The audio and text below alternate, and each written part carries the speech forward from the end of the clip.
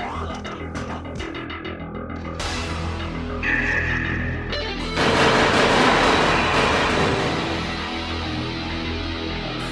go in pieces, asshole.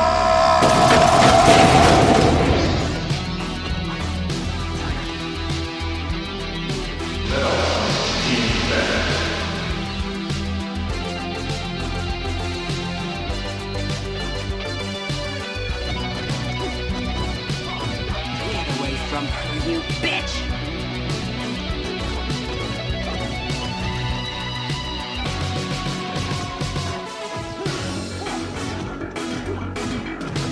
Your move, creep. Hello and welcome. My name is Larry Reid, and this is Your Move Creep, the podcast celebrating action cinema from 1980 to the year 2000, from the east to the west, from the worst to the best. So it's that time again where we get to chat about the incomparable Jackie Chan, and I welcome a guest onto the show to help me further my study in Hong Kong and Kung Fu movies. So I'm delighted today to welcome to the show podcaster, YouTuber, and fountain of knowledge, Shaun Williams, aka Foo for Thought. Hi, Shaun. Welcome to the show. How are you doing today? I'm pretty good. That's very kind of you. Very, very glowing introduction there. So I'm very, very well today. I'm looking forward to this chat. I like to razz up my guests before we start. You know, get them in a good mood, get them in a kind of like a positive. I hope I can deliver. Positive mindset to start with on the show. So, Shaun, as we always begin the episode, find out a little bit about the guest. So, Shaun, Can you tell me a little bit about your experience with kind of action movies growing up? Yeah, absolutely. So action was really my second love growing up. My primary love was horror. My mum was a huge horror fanatic growing up, whether it was books or films.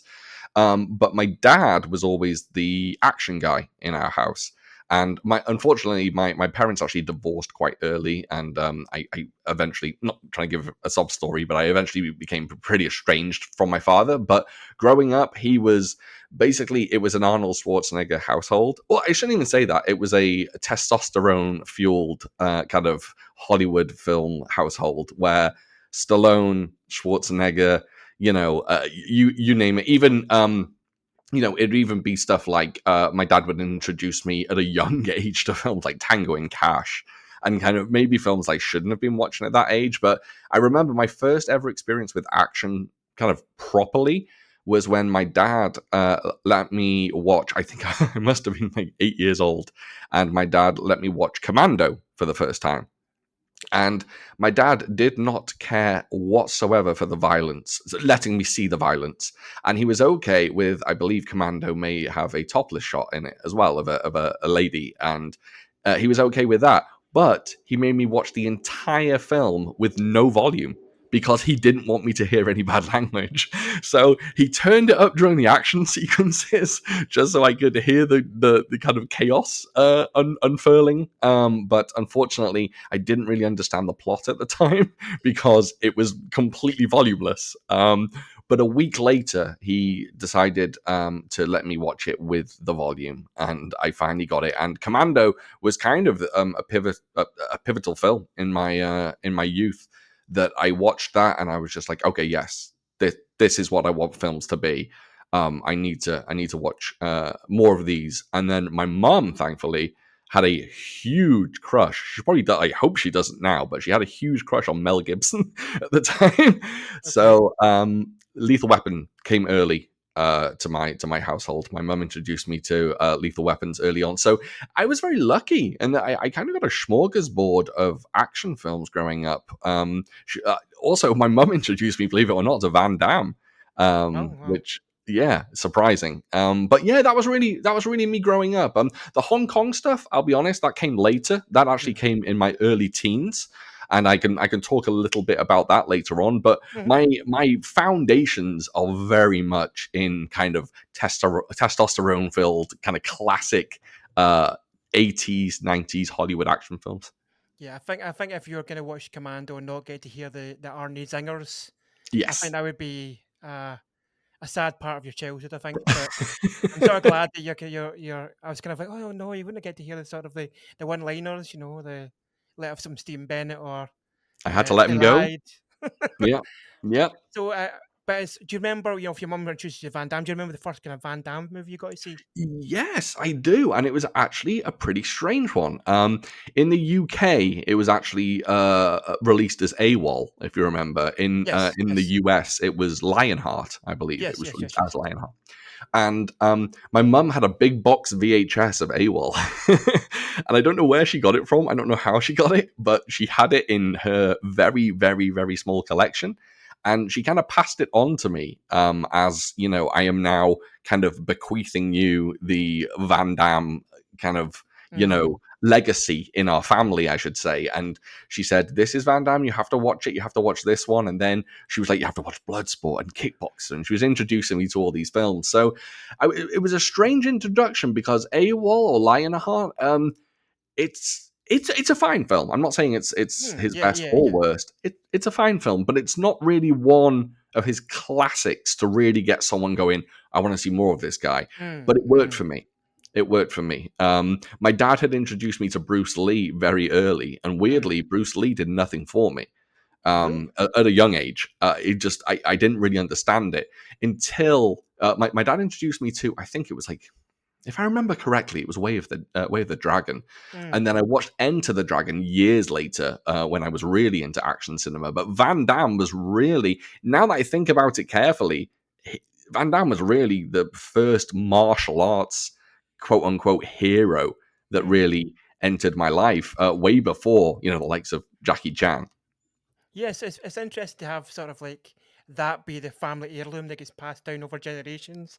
Yep. You must pass it to your son or your daughter and onto them It's, into their grandchildren. And so this creation I of wish I still having had it. AWOL, this VHS of AWOL going down the generation to generations and into 2099. It's somebody's holding it like, look at this old relic of time Blowing gone the by. dust Is off it. AWOL.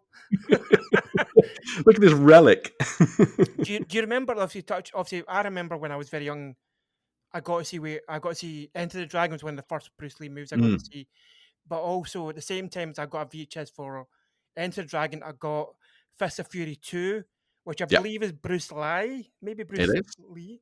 Lee, Hmm. yeah. And thinking, oh, these were meant to be the same person, but clearly they weren't when you're looking at it. But for a very young, kind of young teenage eyes at the time when I was allowed to watch, kind of like those sort of, I was getting Hmm. introduced to those kind of that part of least of Hong Kong movies. It was quite confusing time for me to be like. So I was on my first.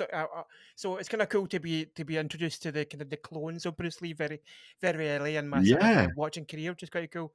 Obviously, that recently I can't remember who put it out. The kind of clones of Bruce Lee kind of box set that came out recently. That Oh, that was Severin who brought it Seven, out yes, yes, yes. recently. Oh, Yeah. yes, yes, yes. I need to kind of delve into that because it would be an interesting to go back and sort of go, oh yeah, yeah, fuck Bruce Lee. He was kind of he was sort of kind of cool. That I remember the film being quite good, but Yeah, it's it's excellent.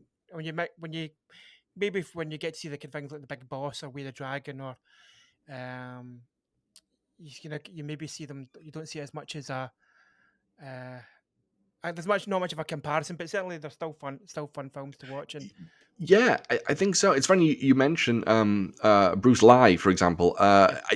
Bruce, the subgenre of Bruce exploitation, I actually didn't get to literally until about 3 years ago. Mm, I was when I got into Bruce Lee, when I firmly got into Hong Kong cinema and I got really into Bruce Lee, I was that guy who was like, no, Bruce Lee is the pure Bruce. No mm, one else can imitate him. No one else can be him. I wasn't even interested in Sammo Hung's Bruce exploitation film, Enter the Fat mm, Dragon. I was yeah. like, no, even Sammo Hung can't do it justice. And I kept away from Bruce exploitation. But about 2 or 3 years ago, my buddy Jason, also known as Martial Arts Theatre 3000 on Mm, online, he has a YouTube channel, and he does the Mike Avengers podcast with me, and he would kind of big up Bruce exploitation quite a lot. And about 2 or 3 years ago, I managed to watch 50 Bruce exploitation films in 30 days. wow. I basically had a very, very kind of easy job at the time, and I Mm, worked from home, and I just burnt through them, and I completely changed my tune. So Bruce exploitation didn't it came much later for me, but I am just smitten by it now. I'm in love with Bruceploitation. I know I love everything about it, but I kind of wish I'd have the same journey as you a little bit and had experienced that a little bit earlier. Because I think coming to it a bit late kind of ruins the legacy or the potency of kind of that exploration. I didn't really explore. I just, binged them. But Mm. I would have preferred to be able to take 10 years to just explore Bruceploitation. But, sometimes you just come to it a little too late. Do you remember the Bruce Lee film that made you spoke a little bit about it didn't really hit for you as like a kind of younger person? What Mhm. movie made it like kind of click for you in terms of this guy is legit?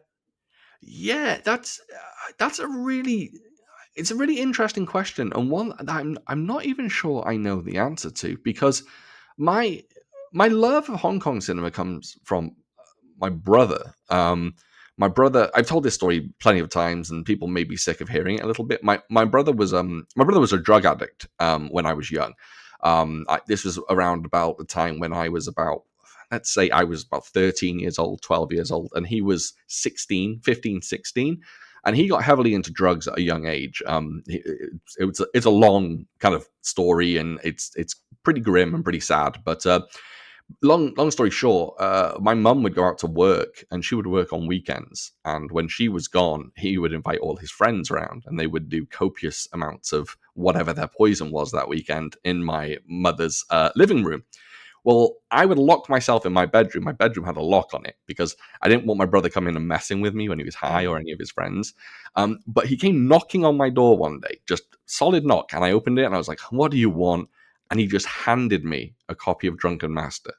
Mm. And he said, "You need to see this." This was on VHS at the time. This was Mm. the Made in Hong Kong, UK VHS. And he handed it to me and said, "You need to watch this." And he just walked away. And that was it. And I did. I watched it, and like it's strange. You say the word when it clicked, and it literally was. It felt like a click. It felt like I watched this and I went, "Yes, this is what I've been looking for. This is the type of cinema that absolutely works for me." I love whatever Terminator 2 and like the kind of Mm. classic action films, but this was something new. And I saw Jackie Chan first, and then I went back. I remembered specifically that my dad showed me Way of the Dragon. So I came a little bit later to Bruce Lee than to Jackie Chan. Of course, when I went finally back to Bruce Lee, it was Enter the Dragon every time. And of Mm. course, Enter the Dragon everyone loves. I know Yes. there's debates kind of these days, just because everything has to be a debate on the internet these days, which is Enter the Dragon overrated? No, the answer is no, it's not No, of course overrated. not. It's fantastic. Um, but yes, anyway, to make a long story short, I got to Jackie first, and I was very lucky because at the time, UK TV channels were playing a lot of Jackie Chan films late at Mm. night. Yes, exactly. Yeah. And they were showing Bruce Lee, but I was taping the Jackie Chan ones, and then eventually I started taping the Bruce Lee. And then when it all came together, when I started going, let's explore this genre, let's work out who's who, let's like who's good, whose film should I be buying and who shouldn't I be buying, and it just kicked off this long journey. And yeah, Bruce Lee kind of came as a part with Jackie Chan, and I Mm. just loved it all. It all just worked for me. Yeah, much like I've talked about a million times on the podcast, people are sick of hearing about it, but I it was because of Channel 4, they had a kind of kung fu season, Yeah, Hong Kong season, over like back in the 90s. yeah, And that's when I kind of first watched Police Story and Project A, and then me too. The Big Boss. Those kind of movies were just the ones that started. But also Joe Jackie was like the guy who was like, right, okay. So Yeah, I've seen Way the Dragon. Jackie was just a new, um, just a completely new sort of set of circumstances. He was something so different. We'll go into about when we talk about him later on, but he yeah, just seems so different. And then watching films like Zoo Wars on Magic Mountain, Mr. Vampire, and learning about those types of movies, and yeah. obviously, again, watching Police Story and then watching Project A and seeing the sort of differences, and then finding out about Samo as well, and Right. then watching Martial Law when I was in the 90s as well. As cheesy and Baywatchy as that TV show is, it's getting to see Samo kicking ass and Of having a course. sort of amazing, like, sort of grey quiff, looking like kind of Sil from the Sopranos. Uh, so it's kind of cool. So we have sort of similar sort of kind of backstories, which is quite cool with them. Makes Yeah. us Yeah, I exactly the same thing with me. I started watching those Jackie films late night on.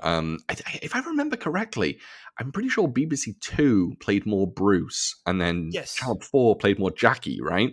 correct. And I was taping a lot of the Jackies, and then it it kind of it was interesting. I was really into Wheels on Meals, Project A, Mm, Operation Condor, etc.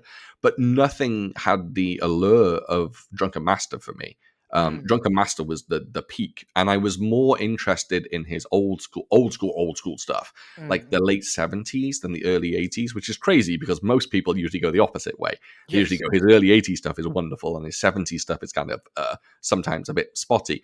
And Mm, I uh I kind of went two ways because of the because of the TV stations or channels in the UK showing the more modern-ish Jackies. I kind of went that route and started exploring Yoon Biao, Sammo Hung, and those actors. But at the same time, I was going this kind of old school fork in the road where I knew Drunken Master was fantastic, and I knew I wanted more old school stuff. And I remember specifically I lived in North Wales at the time. For those that don't know, I was born and raised in North Wales in the UK, and I currently live in America. Currently live in the US. I've been here for about 20 years now. But in my early days, I remember I used to have to hop on a train in my small town in North Wales and head over to a place called Chester, which is just not long for me, but for me at like 13 years of age, like a 45-minute train journey felt like, a Hobbit's, yeah, journey. it does. That does. uh, Yeah, yeah. yeah, it's crazy. So I went there and I remember I went to HMV and Virgin Megastore at the time, and I found the old school kung fu section, I suppose. And all I did, I remember, I just plucked a film out on VHS, and I said, "This is the one. This is the one I'm going to buy." I didn't know who it was. It was an actor called Chi Kwan Chun, who's been in countless Shaw Brothers films. But this was a film called Shaolin Red Master. You probably haven't even heard of the film. No, I've not come across that before. No. Yeah, a lot of people haven't really. It's put it this way, it's not a good one. So I got it home and I put it on and I was just like, no, no, no, no, no. This is not what I want. This is not the film that I want. So I started kind of exploring more of, instead of going from Jackie and kind of jumping into 1,000 other actors, I decided start at Jackie as kind of a central hub and then kind of feel out. So I knew Yu Mu Ping directed Drunken Master, and he directed a film called Snake and Eagle Shadow, which also Mm, starred Jackie. So then I started kind of just spreading my wings a little bit, moving out from Jackie, and really that's the best way I could have done things. Because you get the Sammo connection, you get the directorial connections, and he's worked with so many stars in so many different facets. It was a great journey, and I was very lucky to have an amazing kind of Hong Kong cinema journey from the age of 13 and onwards. The only issue was, unlike people in, for example, like London at the time, they were getting screenings. They were getting mm. people like Ricky Baker bringing over Donnie Yen to London, bringing over Jet Li. And I was a 13-year-old kid in North Wales, not knowing what the hell I was doing and not knowing that all this stuff was going on or even that a community existed. And guys, this was before the internet or before jumping into like message boards on the internet. There were chat rooms and stuff on Yahoo, but they weren't a big deal. But yeah, anyway, that's it. I was kind of very secluded, so I wasn't part of the Hong Kong cinema community, and I just went my own path. And I'm very lucky to be where I am now. Just still loving the genre, 35 years later, and yeah, going strong. I still have my little kung fu room that my wife affords me in our small apartment. You're allowed this But, part of the yeah. house, and that's it. Just but nowhere. E- Does not encroach anywhere else apart from this part. Exactly. That's really. It's funny. We have someone. We're going on a trip this weekend, and we have someone coming over to look after our cat while we're away. And kind of my only rule is, don't touch anything in the kung fu room. Like, don't even go in it if you don't have if you don't have to. Unless the cat's in here and you have to get the cat, then Yeah, don't worry. yeah. Don't fuck with my shit, basically. Yeah. That's the rule I want to write down on paper. Just don't fuck up my shit. Don't touch my shit. Don't look at my shit, and I'll be okay with that. I But know if you've looked, you've even looked, you've even stared for 2 seconds, one of my posters or one of my deep Blu-rays. No, Exactly.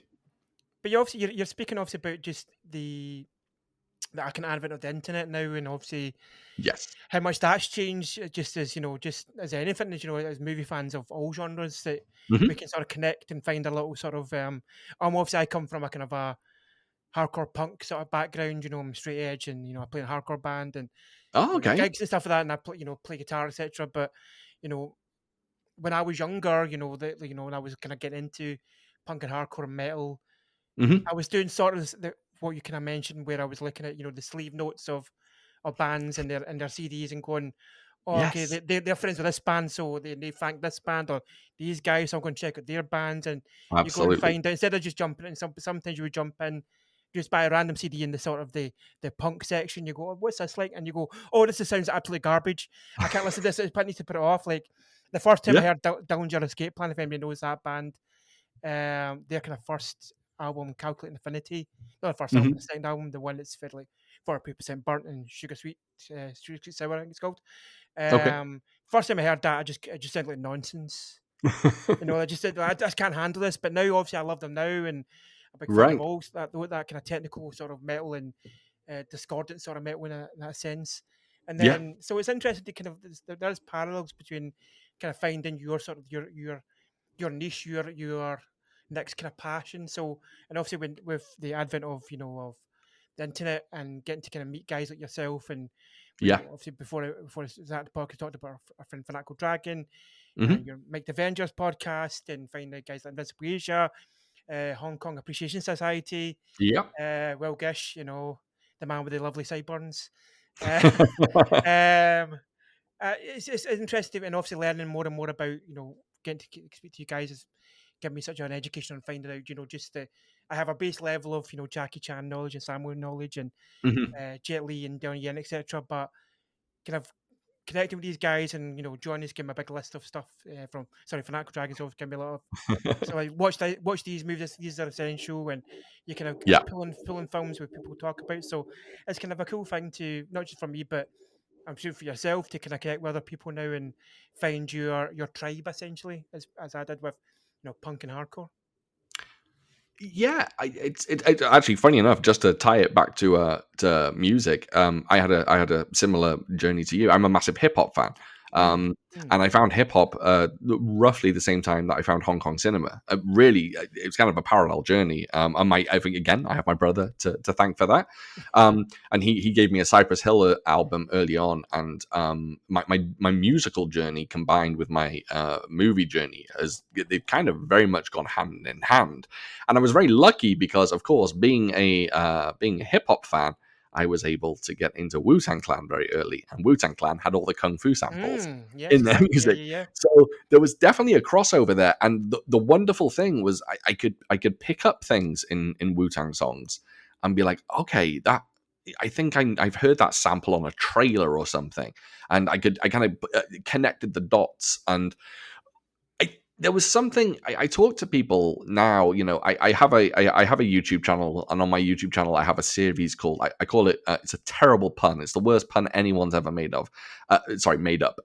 It was a pun on conversations, and I called it Kung Fu Sations, which isn't great, but it does what it works. Anyway, point being is I talk to these people, and they talk to me about their journey, meaning before the internet, before you could find anything, basically, that finding these essentially really good movies but in really shitty copies, like Mm, pan scan, chopped off, the subs are chopped off, the subtitles are horrendous, the dubs are awful, just these horrible cut to shreds films. And back then we would love them. I mm, didn't see what was it, Mystery of Chess Boxing, very popular kung fu film.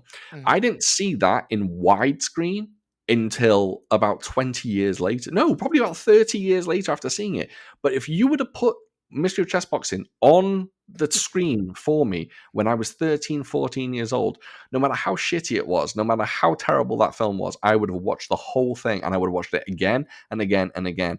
And now we're in this internet age, and I'm not complaining. I know I really truly sound like a middle-aged man right now, but I think I'm not complaining about the internet era at all. I think it's wonderful because I'm now seeing, I don't know, 17-year-olds and 18-year-olds and even 20-year-olds going, wow, I discovered Hard Boiled for the first time. What is this? This is an early John Woo movie. And they're saying, like, oh, he's the guy who directed Face Off. And, like, to me, it was, oh, the guy who directed Hard Boiled directed a new film called Face Off. And they're going backwards. They're going, the guy from Face Off directed Hard Boiled. And I love that, though. I love the fact that we're in this day and age where you can go online and you can find a Hong Kong Cinema Appreciation Society, and you can go on their message board, or I don't know how Facebook works. I'm not on Facebook, but their group, on Facebook, Yeah. and they can chat for hours about these films. And then, of course, we're going to discuss a film in this episode, a particular Jackie Chan film. I went back and rewatched it yesterday.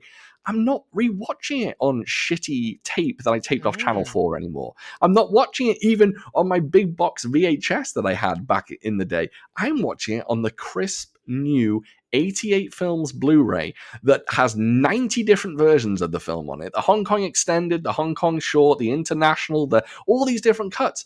And we are literally spoiled for choice now. And it's such a wonderful time to get into Hong Kong cinema. Now, you will have pretentious people saying, well, we put in the work. We did it when we were young. We were finding all these films, etc., etc. Sure, but times have changed.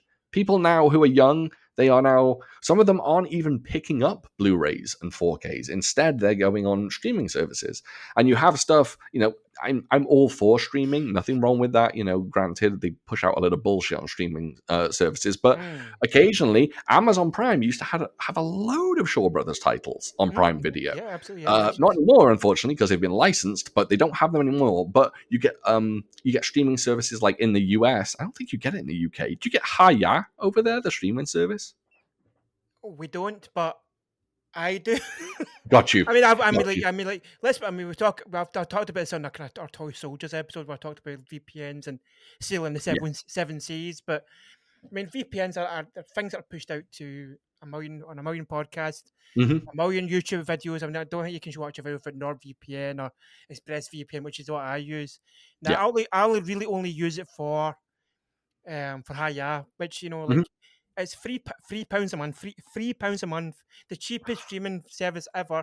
If Easily. you are a Hong Kong film fan or you're a fan of just Asian cinema, Korean cinema, whatever it may be, especially if you like action movies, this Haya, I can't sing the praises enough of how fun these films are. It's good for me because I can go and watch these films that maybe the Fanatical Dragon I don't have on DVD, or Blu-ray, which I'm kind of working my way through the 88 films, Right. kind of Shaw Brothers movies. And also an arrow player now as well, especially got all the incredible stuff, which is fucking. And again, like you said before, like in every different kind of Mandarin and Cantonese and English dubbed, and you can watch all the extras and stuff, and it's just it's incredible. But it's just amazing because you get all the Shaw Brothers stuff, you get the kind of heroic bloodshed stuff. Your Chow Yun Fats, your rich and famous, your tragic hero. You get the Dragon Family. You get all these types of ones. You get your Yun Biao soccer action movies. Like the champions. So it's kind of cool, and you get your modern sort of wuxia, super digital special effects ones, and you get your kind of Korean sort of like hard boiled sort of like movies. They're more kind of like 1% or something like that. Maybe these kind of films are a bit more gritty and a bit more kind of crazy. So it's if you don't, I think you maybe echo this with, if you don't have Haya and you've got a VPN in the UK, or if you live in America or any country, you listen to this podcast, please go and check out Haya because it's just incredible for like £3. Like it's buttons, nothing. you don't even know to come off your bank account as far as I'm concerned. And Yeah, it's just, you get to exactly. watch these movies at any time. Got to pay for the VPN, which is annoying. But if you're in America, it's like I can't. It's a must. I can't. It I want you. really- If you're not notice, I'm trying to angle for that Hiya sponsorship. So listen, Hiya, I really love you guys. But yeah, it's kind of cool. I see, like I mentioned, Arrow Player as well, that we can get to watch these streaming in like 4K and And now Shout has one.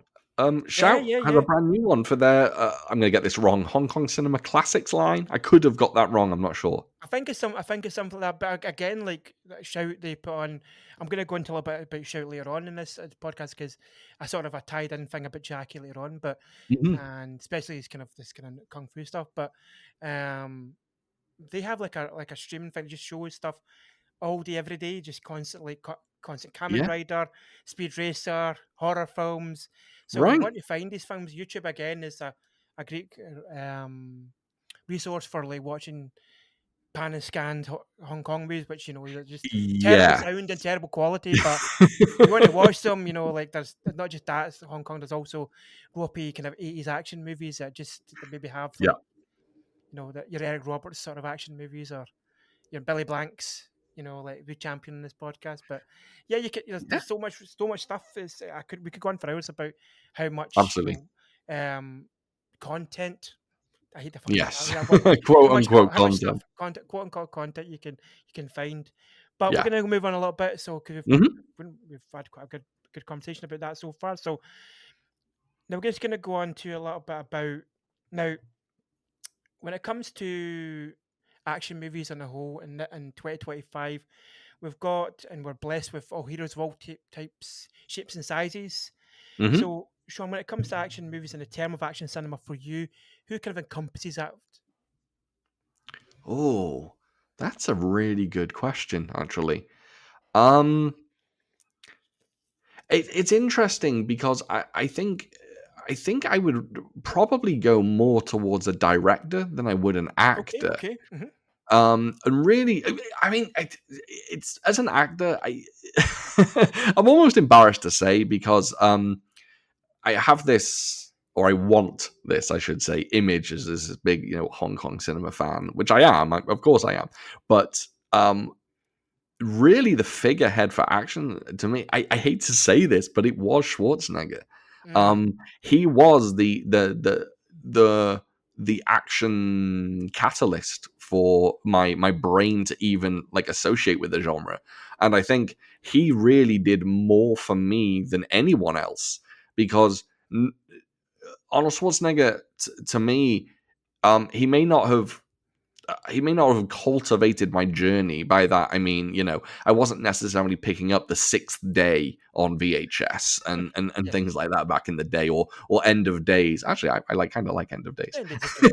Yeah, it's past. It's like one of these better later ones, I think. Right. Not a bad film. But I haven't had like a decades long journey with Schwarzenegger, but he defined action in my household because he was the first one that I watched and went, okay, when these guns are firing and people are dying, I like this. This is something I enjoy. I enjoy that this man is not running out of bullets in Commando. They just seem to keep appearing, and he's just mowing people down, and I really loved it. But these days, I guess the figurehead, the true master of action for me, despite being, and for those that don't know me, I am like my genre of preference is old school kung fu. That's really my thing.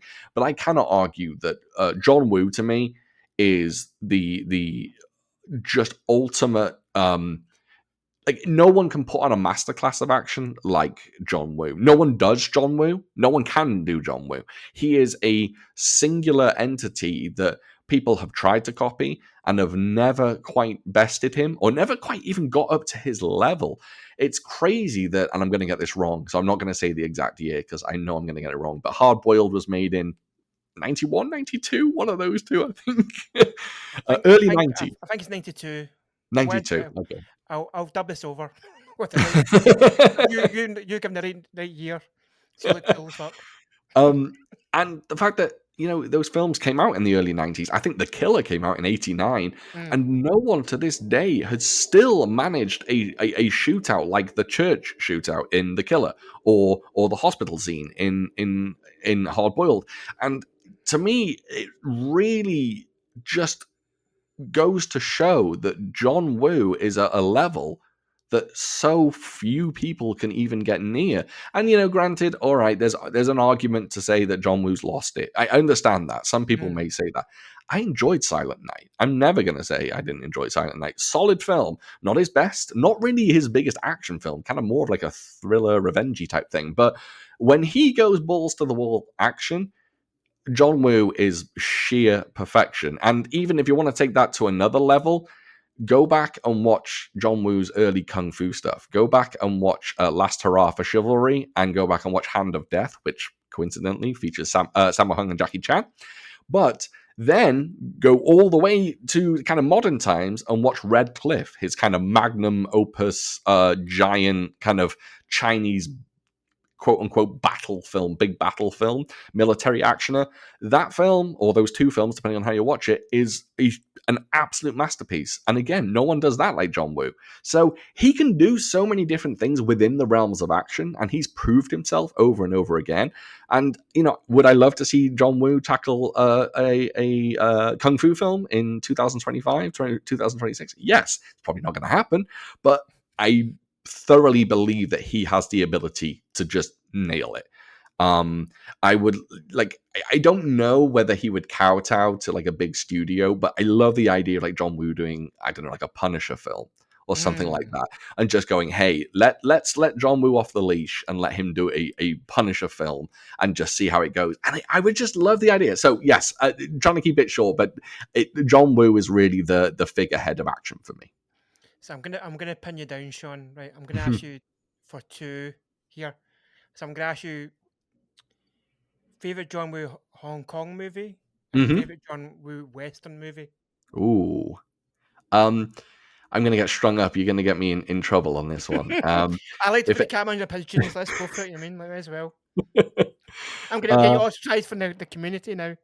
exactly. I've had many people not necessarily argue with me, but disagree with my opinion.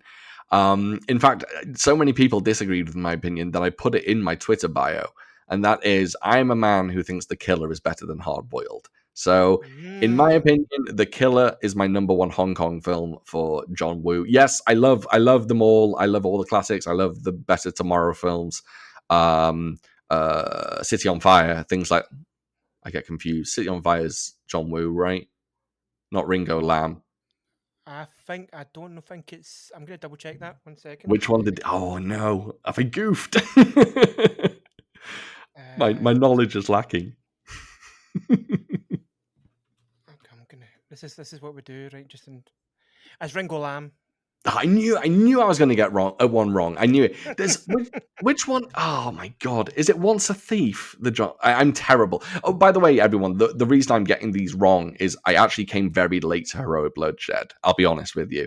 I was all kung fu for the longest time, and Heroic Bloodshed always seemed so kind of outside what I wanted to watch. I remember watching A Better Tomorrow at a very young age and just going, no, not enough action. The action was great, but it was too much gangstery chatter. I didn't want all that. I wanted people getting shot, and that was it.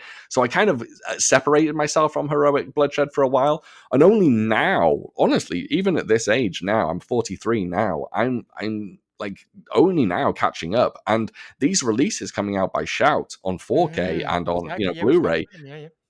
Yeah, they're going to be the first time that I watch some of these. I'll be quite frank. I believe they're for this isn't Heroic Bloodshed, but for example, the Chinese Ghost Story set that's coming out from them. I've only seen a Chinese Ghost Story 1, and there's 2 others, and lots of films. I claim to be someone who loves the genre, but I never claim to be someone who is like pretentious about it and say, "Oh yeah, I've seen everything, I know everything." Far from that. That I am still. There are people within this community that know so much more than me. It is embarrassing, but I will always say I'm a massive fan, and I am always like thirsting for knowledge. Like, give me more films. What can I watch? What can I see? Give me more. Give me more. But I'll never swear that I know everything about everything. Never. Yeah. So just interject for a second. Once a Thief is John Woo, and City of Fire, Ringo Lam. So, but I mean, you talk about the Shout studios bringing them out. Obviously, if nobody knows, I live in Glasgow, which is kind of we don't get as many screenings up here for Hong Kong movies. I am changing that. Wow. But stay tuned. But I am very, very seriously considering going down to the Prince Charles Cinema because they're showing City on Fire in the Prince Charles Cinema in Nice. November. So I just I just seen somebody put out the iTunes version of that. Again, they sailed the Yes. seas to find that, Hmm. and it just looks amazing. I mean, I've watched that film very Yeah. recently for the first time like last year, and I fell in love with it. I thought it was really good. I love Chow Yun Fat in any kind of thing that he turns up in, even Bulletproof Monk. Uh, maybe not that one. Maybe it's not as much as that. It's still not Dragon Balls anyway. But when he shows up, True. he's amazing. I'm excited for him to show up in the John Wick Donnie Yen offshoot, the kind of the Yeah. sort of that kind of ballerina sort of area. Yeah. So I'm just hoping we get Chow Yun Fat, full tequila mode, full killer mode, like double fisting Berettas. Um, I want that guy to be. I know it's in him, and he still looks young. He still looks a bit like Yeah. a bit of a tasty in a fight, and him and Donnie are quite similar ages. I'm pretty sure. I think so. So I think Giant Fat's a little bit older, but not by much. yeah. So I'm just wanting to see lots of like silly shootouts and silly like John Wick sort of action, and I think that would just be the best thing. And but anyway, so you're going with the killer for the Hong Kong. So I'm going for the killer. Yeah. so You know. Western. What are we talking Western then, John Woo? Hmm. You know, I watched it recently. There was a film that meant to have loved all my life, and I didn't love it, and that was Hard Target. I liked it, Mm. and I didn't love it. However, I recently bought the 4K, and me and my wife sat down to watch it, and yeah, I resent saying that I didn't love that film. That film is incredible, but the one film, and this is probably cliche. I don't even like sounding this cliche, but the one film that really stuck in my mind at a young age after seeing it is Face Off. Mm. And not just Face Off wins for two reasons. Face Off has incredible action. It has incredible John Woo action. It has the whole somewhere over a rainbow, just artistic. It's John Woo through and through and through, and it's crazy and wonderful. And the action is good, and the action's fantastic. But Mm. just there's something about Face Off where I think John Woo just went, I'm going to go a little bit crazy with this one. I'm going to go a little bit kind of over the top and may even dive into cheese a little bit, but it Mm. works so well. Face Off is wrong. It has so many mistakes. It's baffling that like the experiment just would not work at all. But I love that he just dismisses that and just goes, it's working in this film and you're going to watch it and you're going to love it. And it's going to have Travolta and Cage ramping themselves up to not only 11 but 12. They go in like fucking crazy in this film, and it's long. It's too long, if anything, but it is wonderful. And Face Off, for some weird reason, has been a film that ever since seeing it, I honestly think this is true as well. Ever since seeing it, I don't think there's been a time in my life where I haven't owned a copy. Mm. I think I've had it this whole time. I think other films have come and go. I mean, this isn't a John Woo film, but like a film that I kind of liken to Face Off, it kind of same vibe, I would say, is Con Air. And Con Yes, yeah. Air I've kind of been up and down with. Sometimes I've had a copy, sometimes I haven't. But Face Off, for some reason, I've either always had it on VHS or DVD or Blu-ray, and now, of course, I own it on 4K. So, yeah, Face Off would be my choice. I would probably go Hard Target. I think just Yeah. because there's just something like I think all the John Woo Western movies are just a case of him going in Hong Kong. Hmm. He's made these sort of like quite not I wouldn't say pull face, but they're quite dramatic films. Like Better Tomorrow's quite Yeah, kind of a gangster movie. His sort of crack at Scorsese, but a bit more kind of shooting, a bit more action. right. Hardball's about Right. him going off the leash a little bit. The killer's a bit more again Mhm. a sort of mixture of both in a sense, the sort of bridging the gap between sort of a Better Tomorrow in terms of tone, going to Yeah, Hardball, but hard. So I think when he comes over to America, I just went, you know what? I can do it. They'll give me so much fucking money. I can do whatever I like. yeah. I'm just gonna everything that's in my head. I'm gonna have Tom Cruise do chicken with fucking uh, Douglas Scott on motorcycles, and they're gonna jump Yep. off at the same time and hit each other and fight on a beach. I'm Absolutely. gonna have all this. Gonna have doves and fucking shit all over that. All my Oh, signature marks are gonna be all over these films. Because yeah. I think there's a dove shot in every one of those films. I'm pretty sure. Oh, I could well, be wrong. definitely. I'm pretty sure, but No, I think you're right. he's brought his doves over, or he's got my line off a prince, and he's brought them into the studio on the lot. But I think they're all like just incredibly silly. Broken Arrow as well, like Oh just my god, how did I forget Broken? just Broken Arrow's up there. yeah. Broken Arrow's incredible. It's John Travolta just being like, right. It's like John Woo being off the leash, and John Yeah. Travolta be like over the top, like campy bad guy. Yeah. Just be like full like. And again, the same again from a John Travolta and Face Off. Somehow John Woo just went. I don't know how to get this in. You've been in these serious movies. You were in Yeah. Grease, not a serious movie, obviously, but you're in Blowout. You're in these kind of very sort of like De Palma movies. But Yeah. then I want you to be as fucking nuts as possible. And John Yes. Travolta's like, yep, I know That's exactly. exactly what I I'll want. turn it to 11. I'm gonna go fucking full on. And then both those Face Off and Broken Arrow, he's like full on bad guy.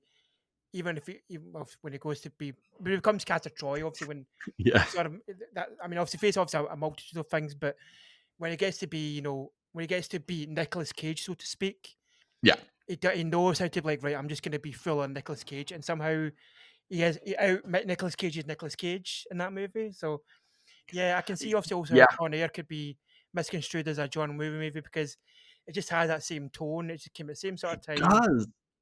It does. It has that same kind of not quite cheese, but kind of light fluff aspect to it, but Yes, really yes. hardcore action. And it's all very, 18 rated, R rated. And I don't know. The only one that I'm not sure on, I'll be honest, and that's just because I have not revisited it, I think, since it even came out, is Paycheck. Oh, The John Woo film I've with completely forgotten about that one. Oh my god. y- yeah, Ben Affleck and is it Jennifer Garner in that one? I'm not entirely sure, I but I think think that so, but it's yeah, oh my goodness. I remember it's I've been a watched while for me on that one. I've watched it a few times and I don't Mm. know every time I watch I go, why did I watch that?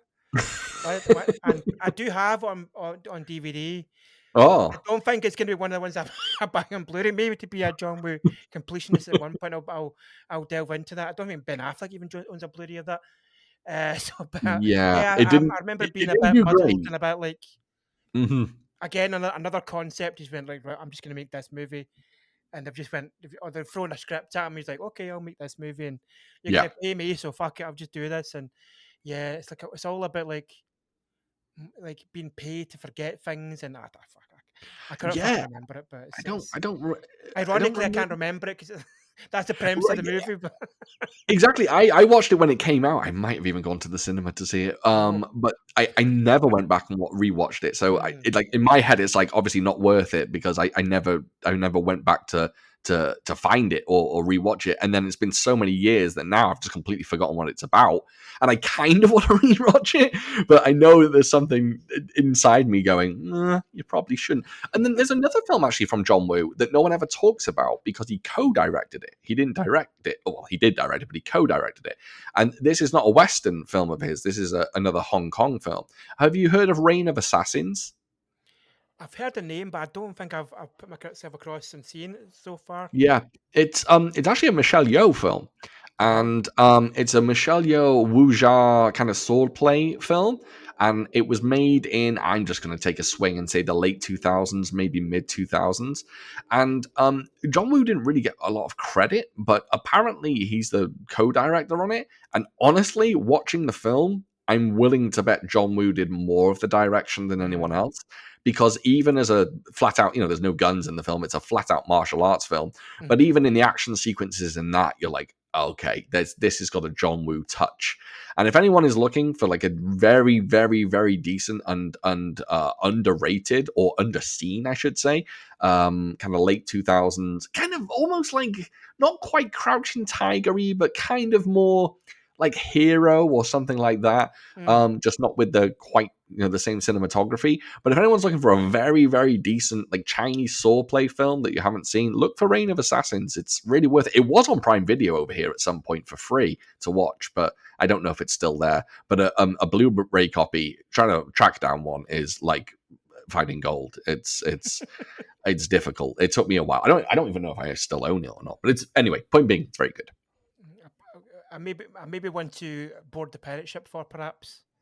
Yeah, Or I'm sure you might have to. sites.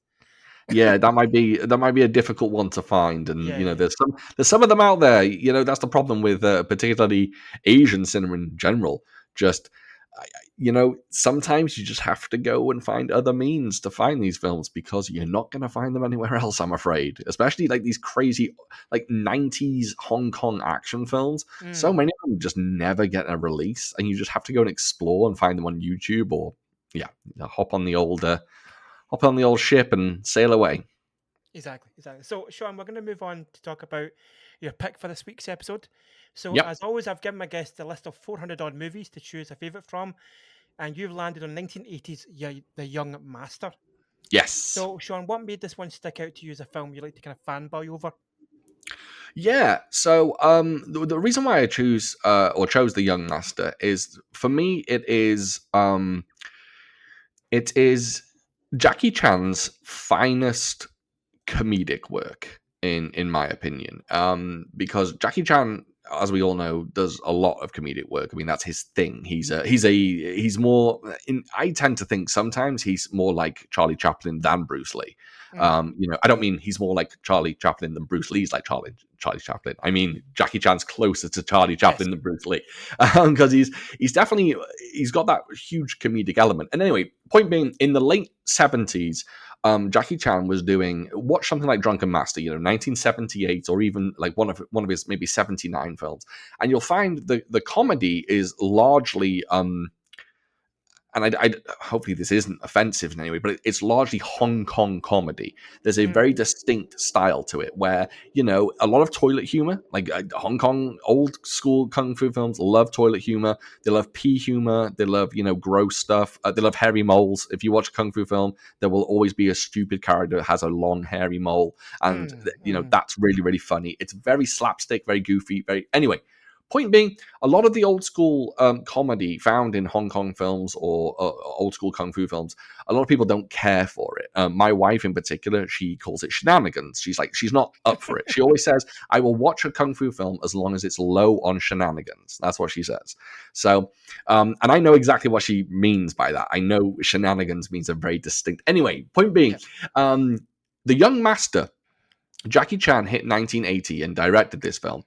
And if you watch it, which I just did, I've actually watched it twice over the last 2 days, and it is the perfect Hong Kong example of broad comedy. My mum can watch The Young Master and will laugh.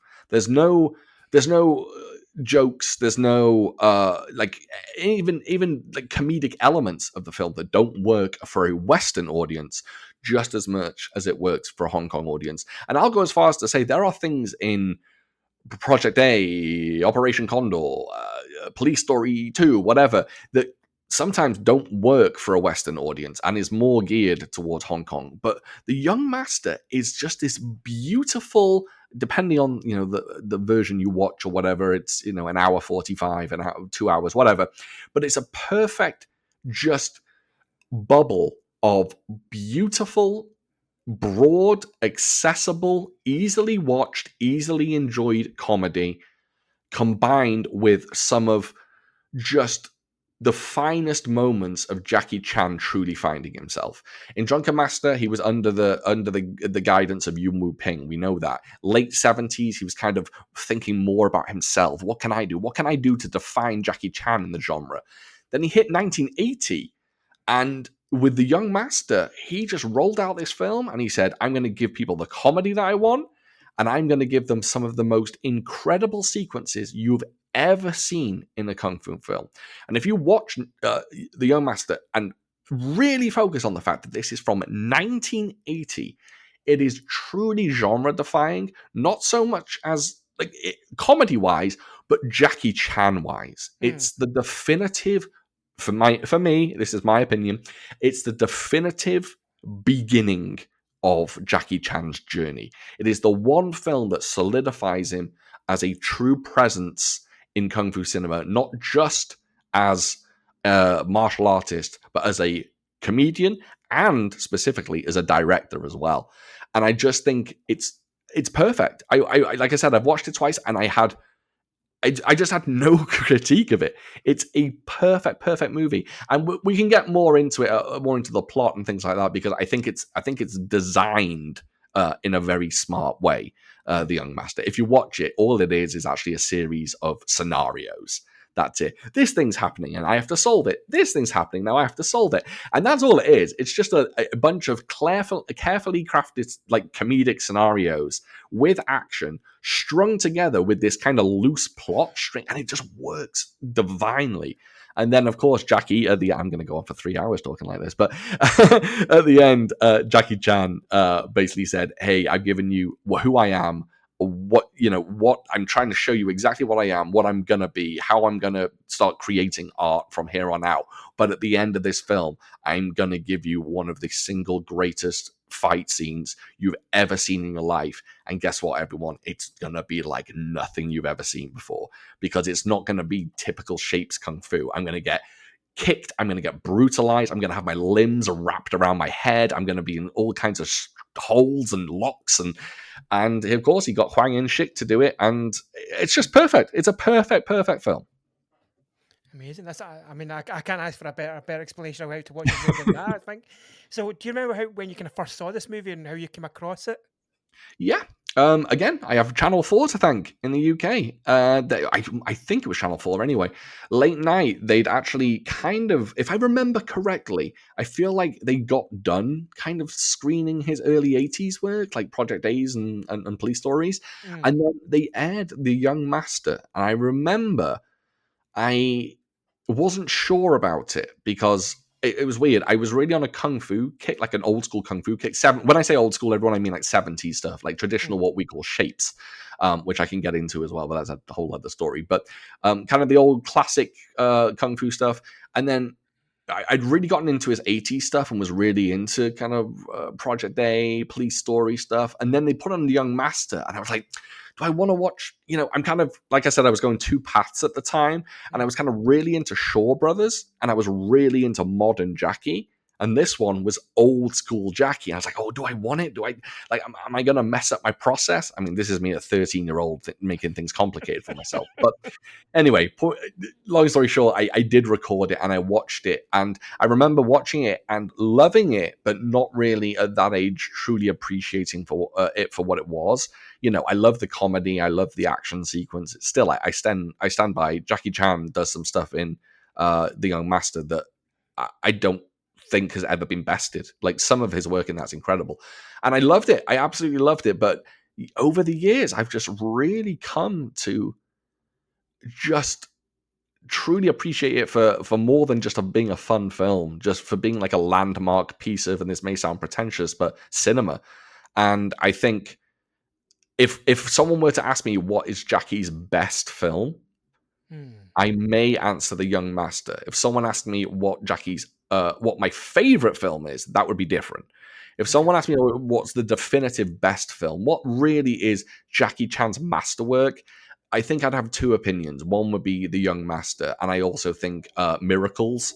As a director, he did something that he truly outdid himself with Miracles. As a director, he just blows everything he's ever done out of the water. But The Young Master to me just is this entryway film to Jackie Chan being the iconic character that he is today. Iconic character. He's not a character. Sorry, iconic actor that he is today. And it's honestly, I hate this meme going around at the moment, but it's a Mount Rushmore film for me. Okay, wow. It would go up for Hong Kong films. I think it would be a what I would call a Mount Rushmore film.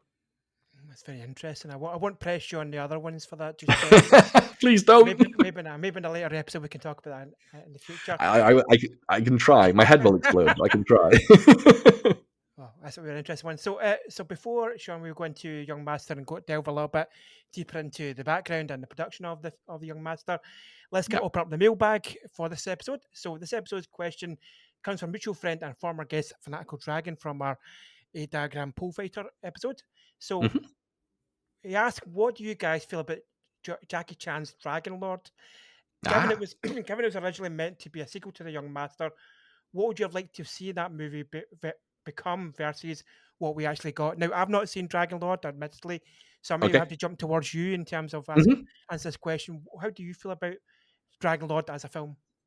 Um, I'm going to be a bit of a naysayer. I don't like Dragon Lord. Dragon Lord is sorry. I do like Dragon Lord. What I mean is, Dragon Lord, in my opinion, is a I'll even go as far as to say far lesser film than The Young Master. It's Jackie going in the same direction, but in Dragon Lord, he runs away from the kung fu element.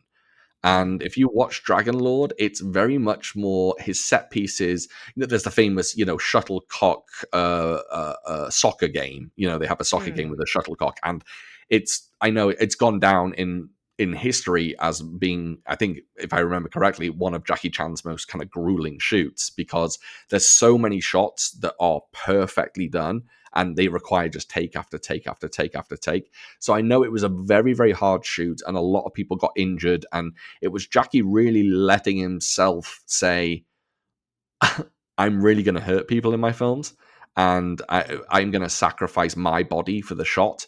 And Dragon Lord works really well in that aspect, and it's a funny film, and it's got some bone crunching hits and some wonderful set pieces. But for me, what I would have liked more if he stuck more with the kind of typical kung fu uh vibe, or the kung fu kind of style of movie, because Dragon Lord even the last fight in Dragon Lord, it lacks exchanges. And what I mean by that is it lacks, like, I don't know, it's just Jackie getting beaten up. And I saw that in Young Master, but I saw it in Young mm. Master with more flair, with more. It looked prettier in Young Master. In Dragon Lord, he's just kind of brutalizing himself, and I appreciate that. I always love when Jackie takes a mean hit. He's done some of the craziest stunts ever, but I don't know. Even at a young age, I never really got along with the Dragon Lord that much. I think as a Young Master sequel, I just don't think it's up to snuff. It's just not as good as it should have been, and it's too much of a detour. If I'm saying that Young Master is the perfect kind of Jackie Chan comedy kung fu film, Dragon Lord is, in my opinion, a slight step down.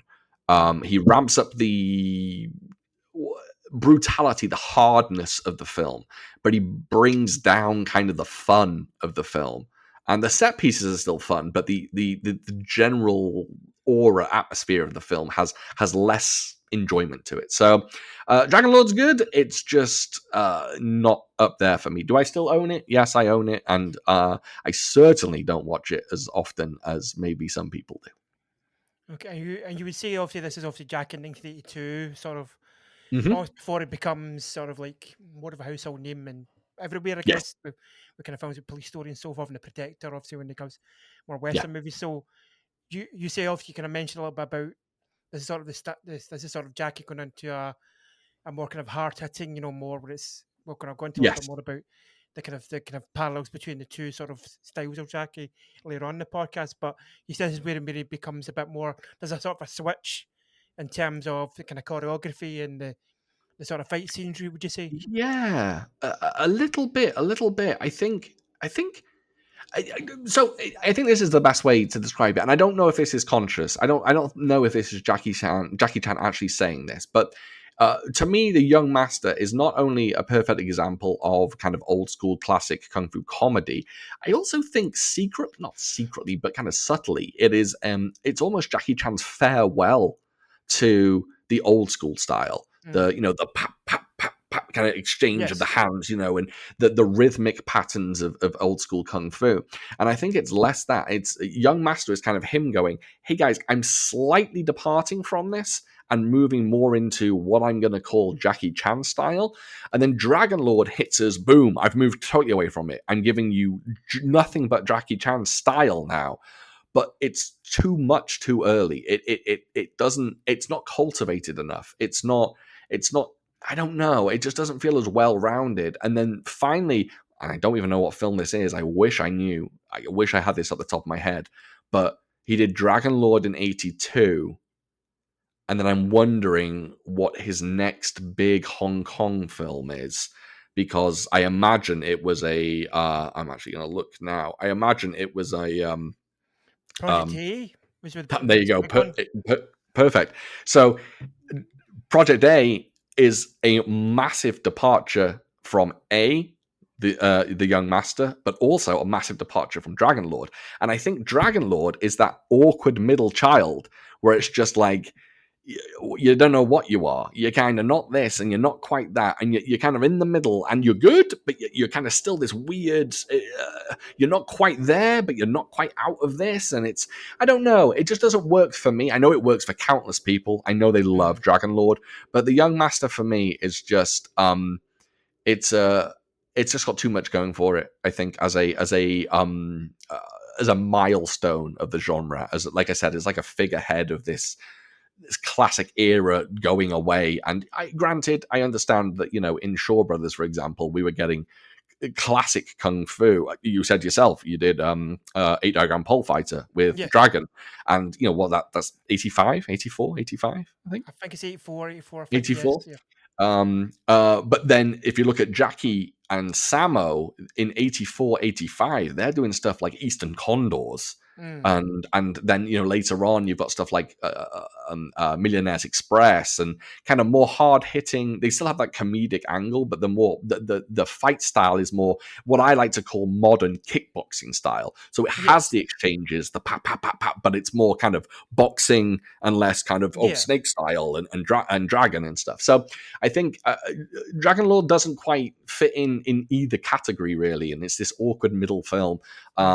But I love what Jackie Chan did after it, and I love what Jackie Chan did before it. It's just that one film that I'm kind of like, it's good. It's not quite what I want, though.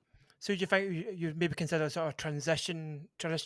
film into, like, we've got Jackie like wanting to get away from that stuff, maybe feeling a little bit in Dragon Lord that I kind of owe this sort of like a sort of last hurrah to like that sort of Yeah. the sort of films, and be like, right, I've got the style I want. I've sort of shown it a little bit in terms of in Young Master, Mm-hmm.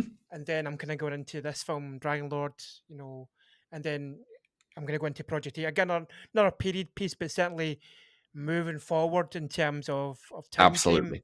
In Yeah. time, going into like kind of, I'm not sure it's like it's maybe like the 20s or the kind of early 1900s, maybe these Yeah. Like, Project A, I think yeah. really is, 20, isn't it? somewhere around our Some of that 30s, sort of, maybe. yeah. Somewhere. Yeah. Yeah. So it's coming sort of, it's moving a little bit further through away from the Yeah. sort of the traditional robes and the sort of what I would call the kind of dirty hole style Gotcha. action, where it's like kind Yeah. of like it's very like every kind of bit's intricate. There's like no sort of like there's like we are moving together, we are one. Whereas there's when we come into films like kind of Police Story, Wheels and Wheels, especially when you see Jackie fighting with Benny Arcades, There you go. it feels like it's like a real thing. It's like you kind of mentioned very briefly before that Jack is very much like, we're going to fight now. This has been filmed, but I will hit you and you will hit me, and it will look as real as Yeah. possible because I will hit you and hurt you, and you will hit and hurt Exactly. me. So there's a bit more of an interesting sort of maybe those films speak a little bit more to me because I like those sort of more kinetic sort of like Yeah. films, like the Raid or something, or maybe the films of like Absolutely. Chemo, like where it's Night Comes From Us, or those kind of films where it's a bit more like we're fighting for real. Yes. We're There's going to hurt stakes each there. other. There's whereas obviously watch Dirty Hole or some of Shaw Brothers movies, which I do love, and I'm getting more and more, and I find into every time I watch a new one. Lovely. Yeah. They're very stylized and very like the fluid of movements, and Yeah. which we'll go into a little bit more in the future in this podcast. But Yeah, I'm interested to watch Dragon Lord. I'll be interested to go and watch it now and see just where you're coming from in terms of that. And obviously, Yeah, Jonas, I think Jonas I also, think it's worth a watch. Jonas also asked what what you'd have liked to have seen from that movie, or or what you actually compared to obviously what you actually got from that movie. Was there something that you, as a fan of Jackie, would, if that was a kind of true sequel to Young Yeah, Master, what would you have liked to have seen from that film? it's really it's yeah, it's kind of hard to answer that because like I'm describing the Young Master as this like kind of pinnacle film that kind of Mm, sealed off one sealed off sounds so harsh, but kind of lightly ended one era of Jackie and kind of slightly begun the new one. And Dragon Lord being this transitional film, ideally in my eyes, I would have loved if it was just I guess what I would call a one-up film, meaning he took everything in the Young Master and just one-upped it, just mm, better fights, better stunts, better uh, comedy. But I also think the Young Master is perfect. So could Dragon Lord ever have topped it? I don't know. I don't know what Jackie was capable of at that time because mm, I almost watched a Young Master and I'm just like, oh, this is what Jackie was capable of. Like, this is him pushing himself to every single limit. So when I think of Dragon Lord, I kind of think it's unfortunate for me as a viewer, as a lover of Jackie Chan. It's not a lover. I've never taken Jackie Chan as a lover. I just want to clear that up. I mean, given the chance, maybe. well, you never know. You know, he's getting old. True. He might, he might pick anyone. So, as a Jackie Chan fan, I think for me, it's very hard to really understand him topping the Young Master in that particular era at that particular time. Now, there are films that I prefer to the Young Master, but that's because he changed his style. If Mm, someone was going to ask me, oh, this would be a tough question. I don't ever want anyone to ask me this, but if anyone was to ask me what's better, the action in the Young Master or the action in Police Story, 99% of people would say it was Police Story. Me, I would struggle. I would genuinely mm, struggle with that because the Young Master does so much for me in multiple levels. All I say, like, go ahead and watch the fan fight in the Young Master. It's mm, Jackie wielding an enormous fan against Fen Mei Sheng. And that's also a great thing about the Young Master. It's an absolute who's who of Hong Kong talent. It's got mm, so many good actors in it. Fan Mei Sheng is in, or Fen Mei Sheng is in there. If you don't know Fen Mei Sheng, anyone, a cheeky little tidbit for you.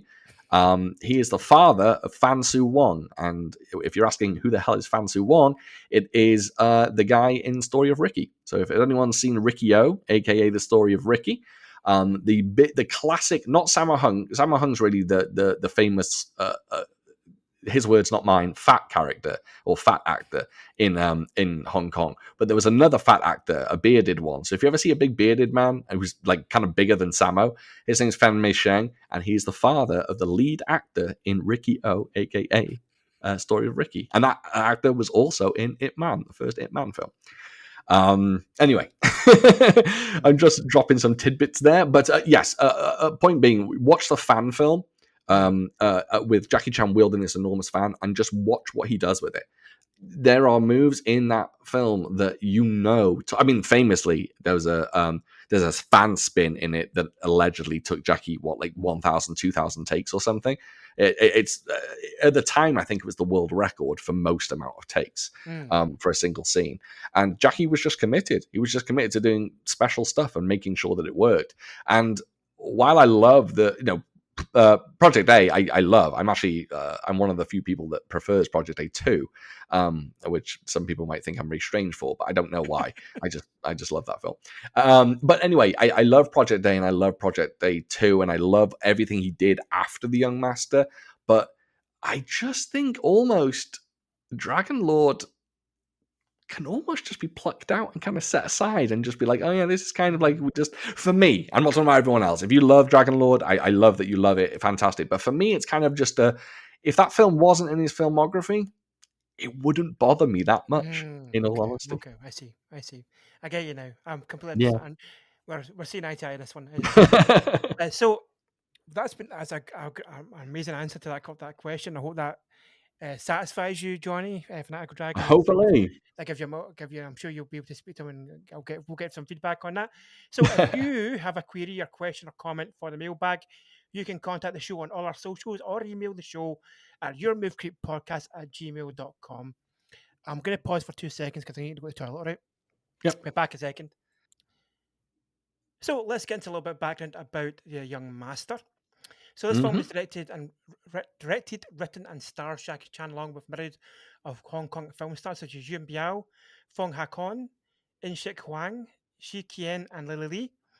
This film marks Jackie's first film with the legendary Golden Harvest film production company, having previously worked and cut his teeth with Low Way Productions in films like The Killer Meteors, Shaolin Woody Men, and Fearless Hyena, which he also directed. So this is Jackie's second directorial debut. Yeah. In fact, according to Jackie's autobiography, I Am Jackie Chan, My Life in Action, Wei Lo hired triad gangsters to kidnap Jackie during the making of this film in order to get Jackie to make another movie for him. It seems to be some sort of kind of contractual obligation, maybe. Yeah. Some sort of issues going on there. Eventually, Golden Harvest got involved along with Jackie's managed to get him out of Hong Kong for his own protection, which is mental. Which they kind of sort of smoothed out and cut the contracts negotiations between Jackie.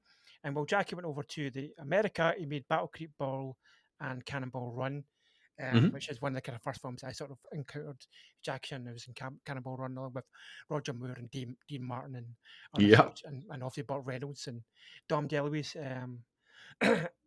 Obviously, we can't confirm the veracity of these claims by Jackie. Obviously, this is Jackie writing his own autobiography, so he's maybe going to make up some tall tales. But it's always fun kind of hearing these tales about kind of backlot espionage, kind of Hollywood and obviously in Hong Kong as well, even if they may be kind of apocryphal and obviously just Jackie Chan just talking absolute shite. Yeah.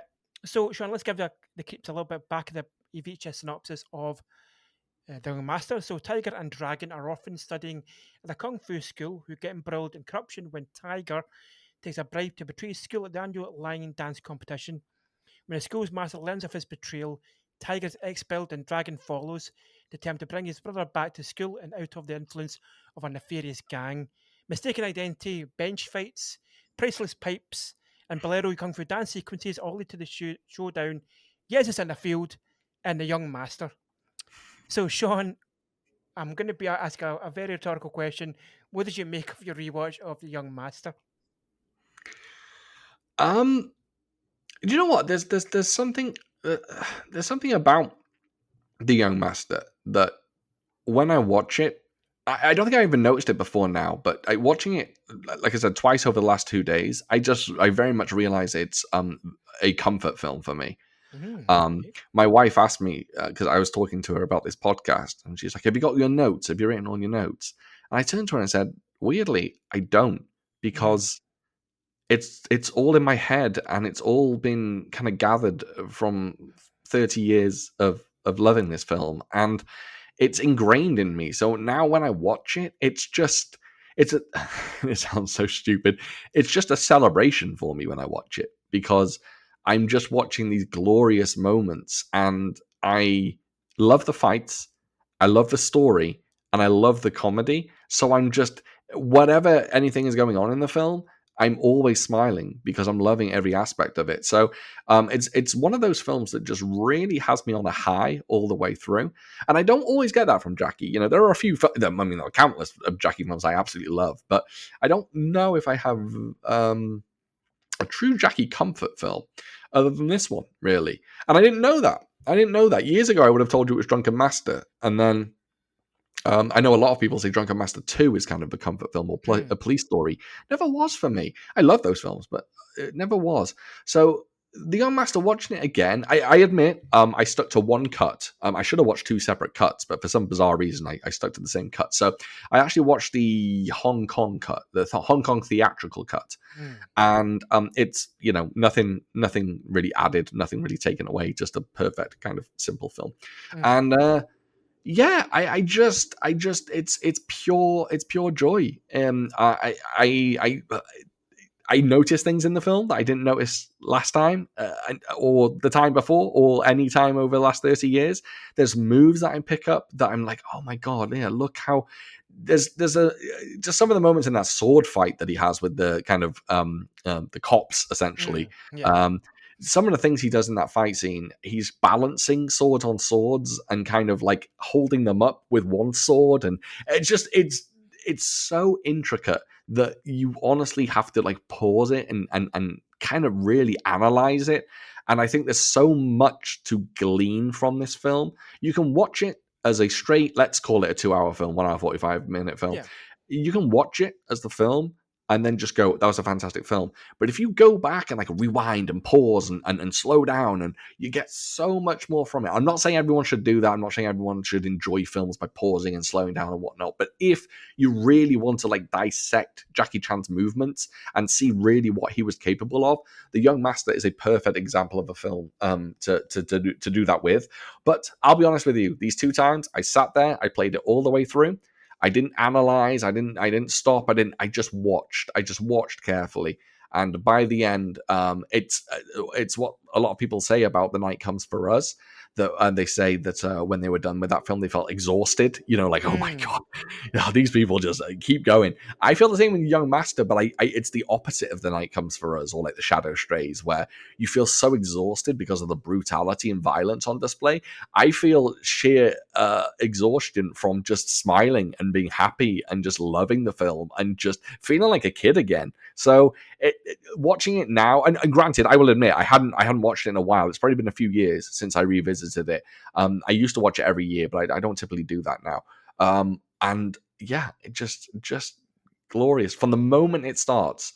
It is a pitch perfect film, and just everything in every single way works. And yeah, it was just a joy as always. It's, to remark on something, Sean, here, I think it's always interesting to me when I get to kind of speak to someone who has a great kind of affinity for a movie and stuff. I do have, not to say I'm not poo-pooing our guests, please don't come attack me with knives or anything. But I generally do feel like it's always kind of refreshing to hear somebody that is so passionate about something that they do generally think this when they pick a film from the list, they come on and they talk about how passionate they are about this movie, because it just is. To me, obviously, this is obviously I'd seen it many years ago. I got back on Channel 4. I do have a great love of the kind of the old man scene with Jackie Chan and old Yeah, man makeup and old rags and stuff like that, doing these sort of Jackie Chan, more Charlie brilliant. Chaplin-esque stuff. Yeah. That's something that kind of stuck with me because it was so comedic and so kind of silly, and but also showing a great kind of acrobatic style of Jackie himself.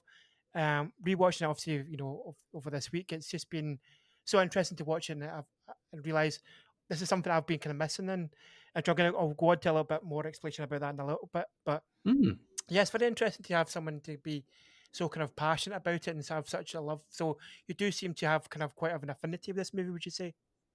Yeah, I do. I think there are certain kung fu films that have kind of done that for me.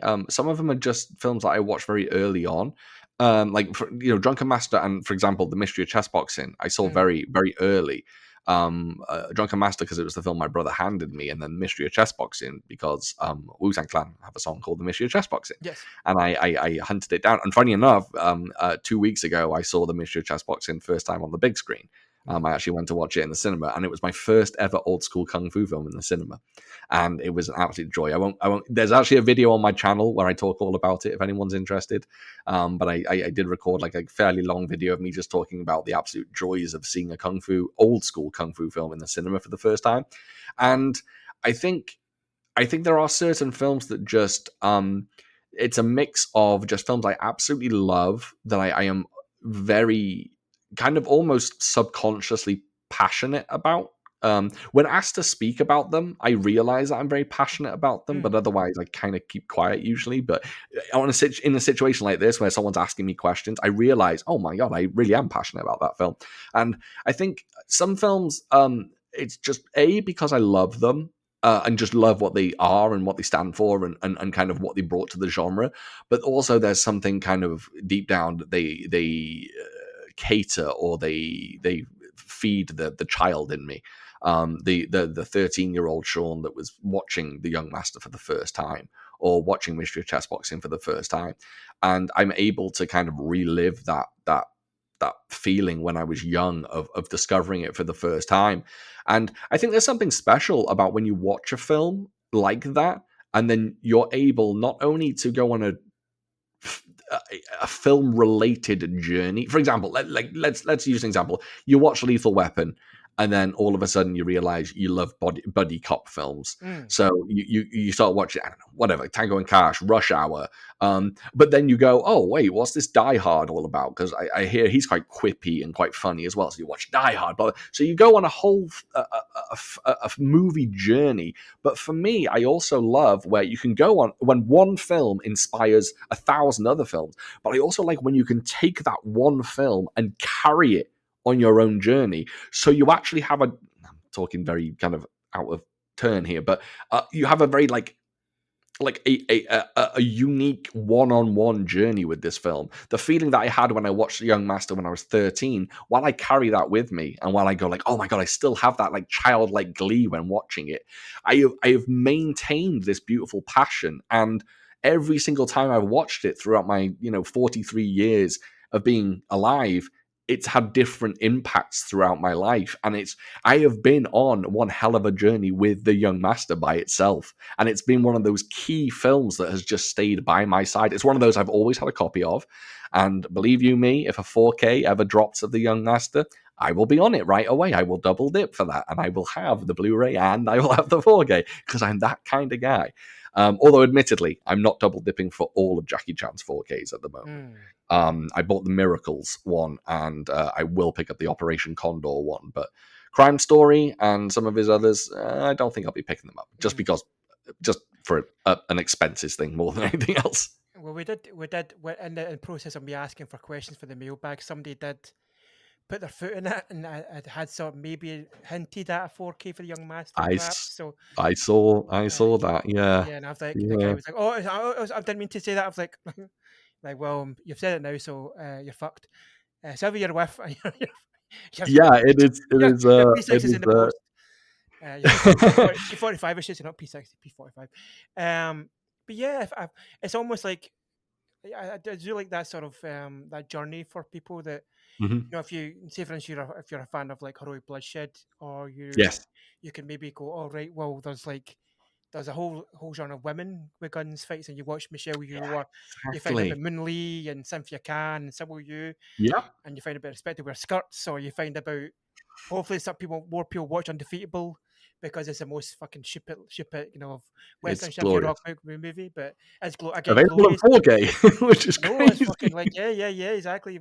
Vinegar Syndrome, like that's just bananas. Like, but Yep. it is kind of cool to kind of like we talked about very early in the show about in the episode about finding different avenues of films and kind of going on there kind of a weird sort of like deep dive or Yeah. kind of a rabbit hole of like finding films, and there's so many ways to get now. So thankfully we're speaking again about the new imprints of films that are coming out, like Radiance and Yeah. Terracotta and Vinegar Syndrome and Neon Exactly. Eagle and stuff like that. Like just putting Ninja Terminator out, which is a film that I fell in love with very, very early on in the kind of like early 2000s, and now I've got like a fucking Blu-ray of it and a box set. Yeah. So it's just so interesting to have these things. So I do kind of completely echo the feeling of like the journey you can go on with kung fu movies and Hong Kong Yeah. movies now that I'm only just finding out about. So as a 43-year-old man, and then the process of going through these podcasts and talking to you and talking to Johnny and talking to other like guys like Ben Jones, hmm one of my Welsh friends, talking about Wales, of course. Nice. He has a massive knowledge. We've talked to Iron Angels about these kind of films and talking about Eastern Condors with Sam from 24 FPS, talking about. Ah. So it's very interesting to find these things, and to me to be going on the journey you are on very early on in your life to now find these movies at an older age and go fucking hell that I can watch these movies and I can. Isn't that the beauty of it, though? Isn't that beautiful? It's a beautiful thing, and find out Yeah. as we're just about to talk about more about Jackie. So let's talk more about Jackie Chan. So in particular, his more kind of traditional Hong Kong and kung fu movies. So I mentioned a little bit ago about his low wave films like Shaolin with the Men. Yeah. Fearless Hyena. We also have to mention films like Half a Loaf of Kung Fu, Drunken Master, which we talked about extensively today, Hmm. Snake and Crane, Arts of Shaolin. Now, the series where I've obviously, as I've discussed earlier on, I don't have a lot of knowledge of his more traditional films. His Yeah. more sort of early going Harvest and his low films, and he's obviously the kind of, and again, like much like the Shaw Brothers movies, I'm something I'm getting kind of more of an education on. But Right. it wasn't actually until my birthday this year, in a fog of depression and sadness about nobody celebrating my birthday, I went Yeah. into the night into Tesco in Glasgow. Tesco, much like a Walmart, I suppose, in a Yeah. sense, in America, and it led me to buy and consume a whole birthday cake to myself. And I came home very depressed, very sad. Of like, I want to watch a film. I want to watch a Jackie. And lo and behold, on my birthday, Shout Studios on our YouTube were doing a kind of all nighter of Oh Jackie wow. Chan's early Hong Kong movies. Yeah. So I got to see Snake and Crane, Snake and Crane, Arts of Shaolin. I got to see Shaolin Wooden Men, Fearless Hyena, The Killer Okay. Meteors. So it kind of opened my eyes to like this whole different side of Jackie. Hmm. Obviously, in Kilometers, he plays a bad guy, which doesn't really normally plays a sort of and I come from a wrestling background, baby face Yeah. rather than the Yeah. heel. So it's interesting to see Jackie be the bad guy in something, and it's something we don't get to see as much. We could have seen that in Demolition Man, which would have been fucking cool as fuck. Imagine that. Imagine like Jackie Oh, as Simon yeah. Phoenix at that time. But in the multiverse of madness, there is. I'm sure there is a Jackie Chan Demolition Man movie. Um, but it's interesting to kind of go back and now with the kind of benefit of Blu-rays like 88, obviously put a lot Yeah. of his films out now. To go back and see those kind of films. Obviously, we've only on this park, we've only scratched the surface of Jackie's kind of filmography.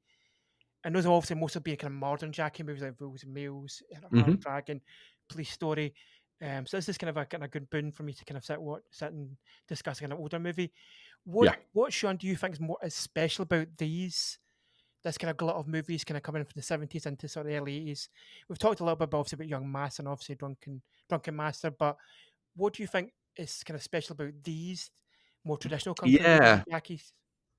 Um, I think it's an interesting thing because uh, Jackie Chan's low way movies, and quite frankly, some of his earlier or kind of mid to late 70s films, I am the first person to say they are a mixed bag. Mm, Sometimes you get a good one, sometimes you get a positively awful film. Jackie Chan has had some like pure duds in his time, especially in his late 70s, his late 70s era. I mean, not yes. now. um, but the thing with Jackie Chan's kind of late 70s output is that when you get good films, you get the best of the best. And I'm not talking about you're getting the best of Jackie. I'm saying you're getting the best of the era. Mm, Drunken. There is a an it's not an argument, it's an argument that I make. But a lot of people within the Kung Fu cinema genre, those that specifically admire kind of the old school traditional Kung Fu films, a lot of people say 1978 is the glory year, right? 1978, best year ever. You can't mm, beat it. It's the best year for Kung Fu films ever. I disagree. I think it's 79, personally. But I think it's up for debate whether it's 78, 79. So in 78, 79, you have the kind of most evolved, complex, wonderful fight scenes. I mean, you take something like The Magnificent Butcher, right? Sammo Hung's old school film where he teamed up with Yuen Wu Ping to just deliver an absolute masterclass on martial arts. That's 79. And you're not getting much better than that in mm. 79. Well, in 78, you're not besting probably Drunken Master and Snake in the Eagle Shadow. Oh, I think Drunken Master was 79, Snake in the Eagle Shadow 78, maybe, or were they both 78? Doesn't matter. Either way, late 70s, you're not besting either of those. So I think there's a kind of two ways to look at his late 70s output, or his low way output, I should say. And some of it is the evolution of Jackie, where you can kind of slowly see him kind of making Jackie Chan like decisions, but obviously under the influence of Lo Wei. And I think Lo Wei was trying to bring something out in him as well. And it's a beautiful way of really seeing Jackie Chan developed as an actor and director. If you look at it that way, if you go in and just go, hey, I want a good kung fu film, I'm sorry, you're not always going to get a good one with Jackie Chan's early output. If you watch film, like, so you've got Drunken Master, Snake and Eagle Shadow, you've got Fearless Hyena, which is wonderful. Fearless Hyena is an incredible film. And then you do have films like, no one talks about this one enough, and it's one of my, well, two of these. Spiritual Kung Fu, which another Lo Wei film. People don't talk about it that much. It's very silly, and quite frankly, in times, it's very annoying. Basically, it's about ghosts, these 5 ghosts that haunt Jackie and teach him Kung Fu. But you can imagine if I was going to guess, it's a 77, 78 film. So the special effects are guys in white makeup with red wigs, and it's strange. Anyway, point being, Spiritual Kung Fu is a fantastic film. By the way, when I first watched Spiritual Kung Fu, when I was back in Wales, I found it on VHS called Karate Ghostbusters. There's a true story for you there. That is an amazing name. Isn't it good? Isn't it great? It used to be known as Karate Ghostbusters. But Spiritual Kung Fu is fantastic. Snake and Crane Arts of Shaolin's really good. Shaolin Wooden Men is another gem, although if I remember correctly, oh my god, I'm going to get one of these wrong. It's either in Snake and Crane or it's in Shaolin Wooden Men. I'm leaning more towards Shaolin Wooden Men, where he plays a mute, right? And he doesn't even talk. Am I right? Or am I thinking wrong? No, I'm pretty sure he does speak in Shaolin Wooden Men. I'm pretty sure. Okay.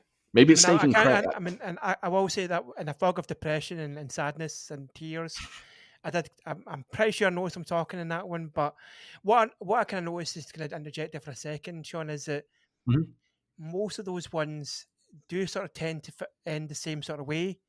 There was a moment where I was watching 3 films. I was like, did I watch the same movie? Because between Shaolin Wooden Men and I think Snake and Crane Arts of Shaolin, they both end with a fight in the field. I'm pretty sure, which I kind of like. Those are sort of the films that the kung fu films that when I was, I would buy these kind of DVD packs. These kind of like it's like 4 on a disc. Yes, like yes. Somehow they've crammed these 4 films on a DVD. fucking no, and technology wise. So the reason why they're crammed in this because they're fucking horrendous quality. Exactly. So when you watch them, that that I've got a million of them. I just seem to find them in Poundland or the CEX in Glasgow, or round about town. I just find these. They're always £1. Yeah. And they're always like £1 for like 19 movies and on the one disc. They're always like they always end the sort of same way. We're just like 2 guys just fighting in the middle of the field. If obviously we're blowing the budget on everything else. let's where can we film? Or can we just film here now? So it's I always kind of love that. So there's sort of there's some sort of like comfort to that somehow. Like I think you talk about 100%. You could just go, I'm safe here because I know that these guys are just going to have this massive battle and they're just, it's always called something bananas, like the most dangerous weapons of fingers or something like that. Like That fascinates me though. they're all on 2B at the one time for some reason. Yeah, but you're right. What you just said is very, very interesting. That when you said that it's like a safe place, and you're absolutely right because it's not just that in kung fu movies as well. It's like the training sequence, right? When they're training and when they're going through like grueling tasks to learn kung fu. I feel the same. It's this is my safe space. I know the training scene's coming because every single kung fu film in the world has one, and I know it's coming. And I'm waiting to see which one it is and what type it is. And then when you've seen it enough times, like the one from Snake and Eagle Shadow, where he's doing his finger push-ups and things. It just becomes that's a perfect description, like a little safe space when you're just like, I know I'm good with this film. These guys are in a field or on a hilltop or wherever they are. They're gonna fight. It's gonna look fantastic, and I know nothing's gonna go wrong because it's just I've been here a million times before. Yeah, that's a great way of putting it.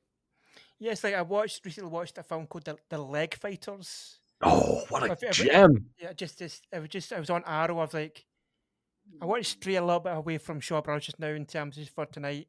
So like The Leg Fighters, you have me at that name, that hell yeah.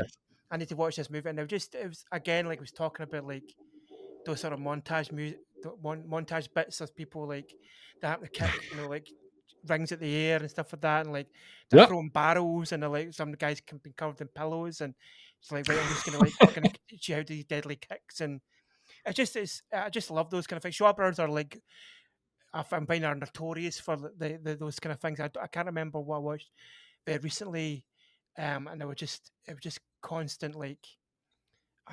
I'm gonna have to pause for a second to see what that actually was that I watched. I'm gonna check my letterbox. Let's vamp for a second. yeah. What was it I watched? I watched Good old Invincible letterbox. Shaolin. That's what I watched. Invincible Shaolin. Yes, Oh, great film. Great film. which was like, I think, as I recall, it was like different guy. It's all different. They were like students and all kind of fighting, and then they go off to learn the sort of counter technique. Oh yeah, The other school, and there was like so much montage. It was like montage central. Invincible montage should be called. it's great. And Good stuff Invincible though. training sequence. But that's as someone who loves an 80s movie, that's just speaks to me. These kind of like, you just need a Yeah, rocking soundtrack. yeah. And that's it. But I think, and there's guys doing press ups with like boulders on their backs over Fantastic. wells. Some guys, With eggs under their hands as well. yes, That's that one, exactly. Yeah, right? exactly. Yeah, exactly. That is that one. That's fun. But yeah, Yep. I do. I just have such an affinity now for these films, and the more and more I watch these films, the more I fall in love with them and go, yeah, these films are just what was I missing, kind of thing. I Yeah. think, and we also discussed a little bit earlier about the sort of shift in style in terms of Jackie. Now, Hmm. the big kind of main bad guy is Master Kim, is for some reason they call him in the Criterion Collection version of it. Yeah. But in Shik Wang. Now, what I kind of liked about him in this movie is there's the fight scenes are very stylized. We talked about before. They're very sort of fluid, and the they're all kind of Yep. like they're all Hmm. movements. But the minute this guy comes in, it just changes it. It was literally blew my mind because it was almost like, no, I don't do that shit. Yeah. This is how Exactly. I will kick you across this field like Yes. full force. People will be Yeah. launched from my kicks. So, and I've obviously this is a big kind of. I wonder if this was maybe a little bit of Jackie kind of showing his hand a little bit like, right, we're going to move on to this stuff now. Hundred percent. We've done the kind of the tappy stuff. Yep. We've done the fans, and we've done the sort of like we're moving the benches around in each other's faces. Yep. Let's show this guy kicking the hell out of people so that I can Yeah. go, I can do that actually as well. Yeah, I actually can do that. And obviously, we'll talk a little bit about that in the trivia zone about him kind of learning this stuff a little bit from in Chick Wang. And I think he even taught into very much into his 80s when he was older. Yeah. I did kind of think, oh, this guy's kind of different. So, because he's not like, there's no sort of parrying. And the minute this guy goes to hit him, he's like, right, no, I'm going to boot you in the face and you're going to really going to feel it. Right. So it's almost like a fresh breath of fresh air. It's almost a change in tone the minute that kind of he comes into the film. Would you agree? Yeah, and 100% that scene, that introduction of the actor Huang In Sik, as his name is, known for being in Bruce Lee films and countless other kind of early Golden Harvest films with Sammo Hung and Angela Mao and the like. And he's for those that don't know him, he's an absolute master. So firstly, he's an Aikido master. So he throws people and locks their joints and kind of puts them in serious pain very, very well. But he's also, as we call him in the Kung Fu cinema community, he's an absolute boot master as well. His legs are bonkers. His kicks are ferocious. So I think Jackie just, yeah, I mean, there's an argument to be had. And again, I don't know because you'd have to ask Jackie Chan about this. But there's almost an argument to be had that was Jackie saying in The Young Master, look, I am putting this new style against my old style. You've seen my tap tap tap kind of shapes style through the through the first half of this film. Now I'm hitting you with this just nothing you've seen before. You've never seen this before. The Huang Inshik kind of prison break, or break, I should say, in Yes. this film is like nothing anyone's ever seen before in Hong Kong cinema. And I wonder if it is Jackie literally making the switch and going, look, this is what I'm going to do going forward. Whereas I've given you the old stuff, this is my new stuff. At the end, I'm going to kind of give you a combo of one versus the other, and it's going to be a blending of styles.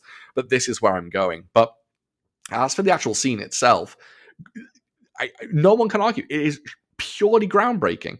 There are movements in that, and he does the same in Dragon Lord. The final fight in Dragon Lord is with the same guy, with Okay. Huang and Sik again, but it's kind of equally as brutal, equally as crazy. But some of the bumps he's taken, there are wire pulls in this, as you say, like getting kicked across a field. Yes, They're doing yes, wire yes. pulls on people in 1981 or 80, sorry, that you've just never seen, and it's incredible. It's also undercranked, so it's sped up ever so slightly. So the kicks are slightly quicker than they usually be. Don't get me wrong, undercranking, we won't even get into undercranking. It's been used in Kung Fu cinema from day one up until now. It's still used today. For those people who think, for those wondering what undercranking is, it's when you actually film the footage at a lower frame rate, then play it back at the regular frame rate so it looks quicker. It just Yep. looks sped up because you're playing it through faster.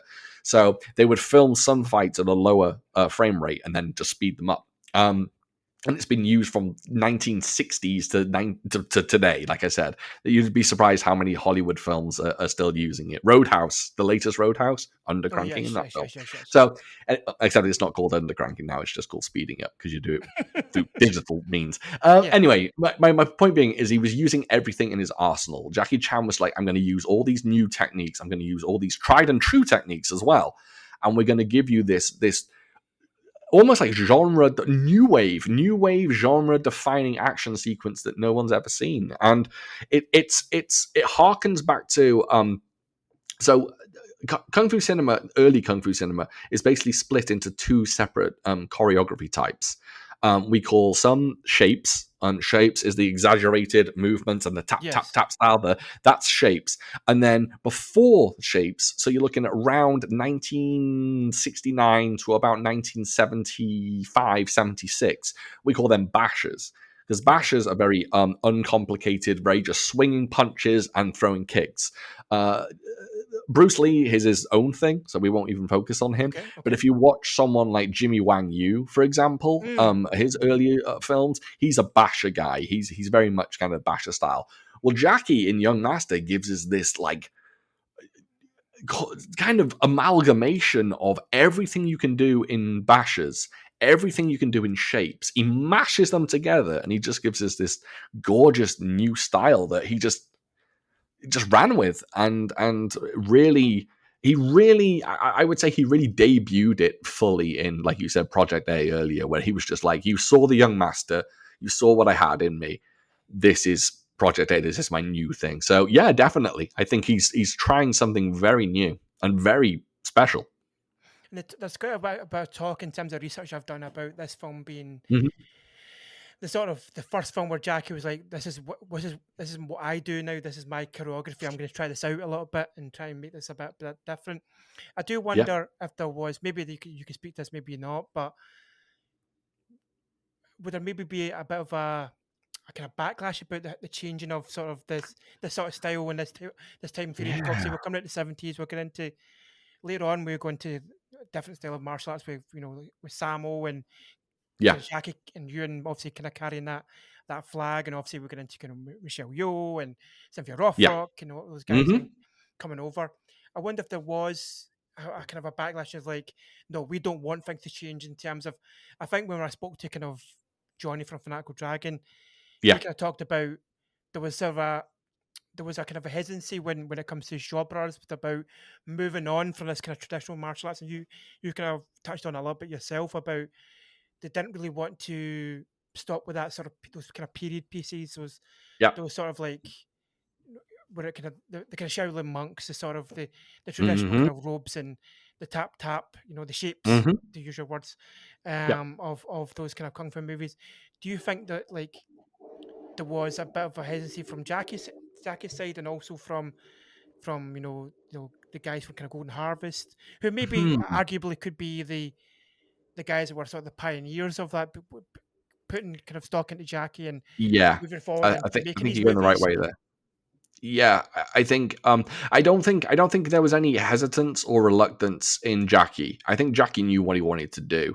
I think unlike Lau Gai Lung, who did a lot of Shaw Brothers films like Thursday's Chamber of Shaolin, Dirty Ho, which has been mentioned, Eight Diagram Pole Fighter. He was the director of those films, as well as countless others, Clan of the White Lotus, Executions of Shaolin, etc. Lau Gai Lung was very fundamentally steeped in classic kung fu. He was a Hung Gar expert. Like, that was his thing. He loved classic kung fu. And I think he was more reluctant to kind of give it up and let it go. So that's why we were still getting Invincible Pole Fighter, 8 Diagram Pole Fighter in 1984. Yeah. And then we may have even got, maybe 2 or 3 more, like maybe Wuxia films from Shaw Brothers in maybe 85. I think they were kind of late to letting it go, because I think by the mid 80s, the general population of whatever you want to call it, Hong Kong, China, Asia, the world, I don't know, whichever one, they were ready to move on. I think everyone was ready to move on and go, hey, we need something new. We don't need to see Shaolin monks anymore. We Yeah. don't need to see Wong Fei Hung. We don't need to see Fong Sai Yuk. We need to see, newer heroes, we need to see something what we're seeing day in, day out. And I think Jackie was very quick to go, look, the people wanted something new, and I am the one to give it them. I've got this thing in me, and this ability to evolve my style, and Jackie was just, I think it's safe to say that Jackie was always ahead of the game. And granted, he's wind down over the years and can no longer kind of keep on top of the game, because he's obviously in his 60s now. But I think back in the day, he was always ahead of the game. Everything he did, every film that he brought out was very much a Jackie Chan film, but it felt that much more evolved than the last film. And then you throw Sammo into the equation, and in my opinion, no one choreographs Jackie Chan better than Sammo Hung. I don't think Jackie choreographs himself as well as Sammo choreographs him. If you watch a Sammo film with Jackie's far more ferocious, far more brutal. Just watch the last fight scene in Heart of Dragon, in the kind of construction site kind of thing. It is so unbelievably brutal. And again, Wheels on Meals, Benny Akides versus Jackie Chan. That's a Sammo Hung film. Dragons Forever, Sammo Hung, Corey Yun. Again, not Jackie Chan, although he was responsible for some of the action. I think Sammo Hung did a better job at kind of making Jackie this ferocious thing, but still bringing in the comedy. Whereas Jackie was like, no, I am comedy, but I can do action. Obviously, the best action in the world. So he was constantly evolving and making something better. And I think that's because he knew what the audience wanted. I think he knew in 1994, hey, now's the time to do a Drunken Master 2. People love Drunken Master. Why don't we do one last hurrah for old school kung fu films? And it became, I'm not going to say this, but a lot of people say it's the greatest kung fu film of all time. So I think he was always aware. And now audiences, I imagine, I don't know for sure, but I imagine they were very quick to accept Jackie Chan's changes. Even when Project A came out, and it's a semi-period, it is a period film. It's set in, whatever, but I think people are more in tune with seeing that more modern direction, modern choreography, and seeing more kind of rapid pace and in a more guns. People have guns in these films. I think it's always interesting to see that Jackie, I think, knew what he was doing all along, and I think that's always been a very, very strong case for Jackie as being a fantastic filmmaker. He always was in tune with his audience, and does Jackie Chan have an ego? Undoubtedly, I'm sure one of the biggest egos alive. But that's because he knows what he has works. He can't. No one can argue with it. Sure, no one's going to watch. What film am I? Come on, Shaun. Kung Fu Yoga. No one's going to watch Kung Fu Yoga and go, oh, that was landmark. Wait, was it Kung Fu Yoga that Jackie did? It was called that, yeah.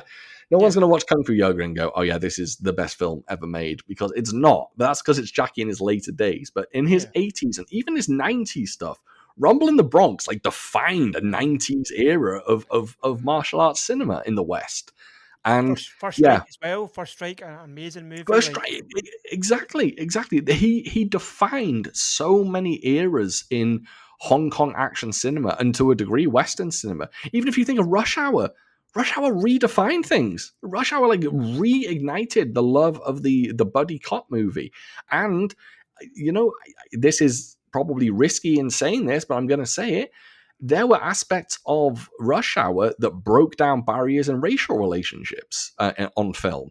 Granted, there's been a number of examples, but it was a pure modern example of putting people from two different ethnicities together, making it all right. In 2025, you watch Rush Hour, and it's definitely questionable some of the things that are said. yeah. But back then, people were loving it. It was an Asian man making fun of a black man, and a black man making fun of an Asian man. It was new. It was unique. It was interesting. And Jackie didn't direct the film, but I think he knew. I think he knows what's good for him. It's just he makes these good days he's choices. winding down and wants a check, wants to retire nicely. Not that he I doesn't think. have money. I mean, and obviously, it could be argued again that he paved the way for like we wouldn't have martial law until Jackie sort of opened that door for Exactly. Samo. Like Yep. like if he'd break down that barrier, we wouldn't have had Sammo Hung being in martial law and being like be able to do that kind of series and be Exactly. kind of accepted and be like, okay, maybe looking back on it, and obviously we are looking at with rose-tinted glasses about how good that TV series was, Mhm. but you can still think that was kind of paved the way to like Russia made that acceptable, and obviously it definitely Exactly. made Jackie a star. We wouldn't have Jackie trying to splinter without like Russia happening. There you go. He obviously tried his very hardest in the 80s to come over here and do the Protective James Glickenhaus, do that sort of a gritty sort of like martial arts meets sort of like a Yeah. kind of like gritty sort of action Yeah. movie, and he kind of went back and maybe had his kind of tail between his legs, going like, "Oh, I've tried that," and maybe Battle Creek Ball and Cannonball Run. They didn't make him a start at that point, but he went Mhm. back and was like, "Right, We've talked about it before in our police story when he was we saw the episode. Should say he was like, right, do you know what? I'm gonna fucking show you how good I am." Yeah. And he's gonna hit that police story and was like, right, I'll show you what a police action movie is.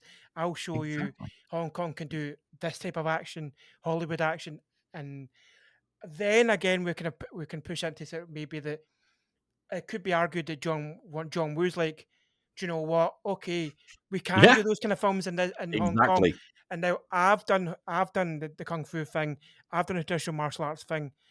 I'm gonna jump on top of that, and I'm gonna make Exactly. even bigger my own genre of films. And then we've got like then that led to fucking Yeah. Face Off and our Target and like Exactly. Right. Mission Impossible too. Like it's mad Exactly. to think about that Yeah. sort of that map change, that sort of shift in sort of focus from Jackie could be argued to be the catalyst for a million other things. So I do think that Yeah. is really interesting. Absolutely. I mean, there's an argument, and not even an argument. I think Gareth Evans has said himself, without Police Story, there wouldn't be the raid.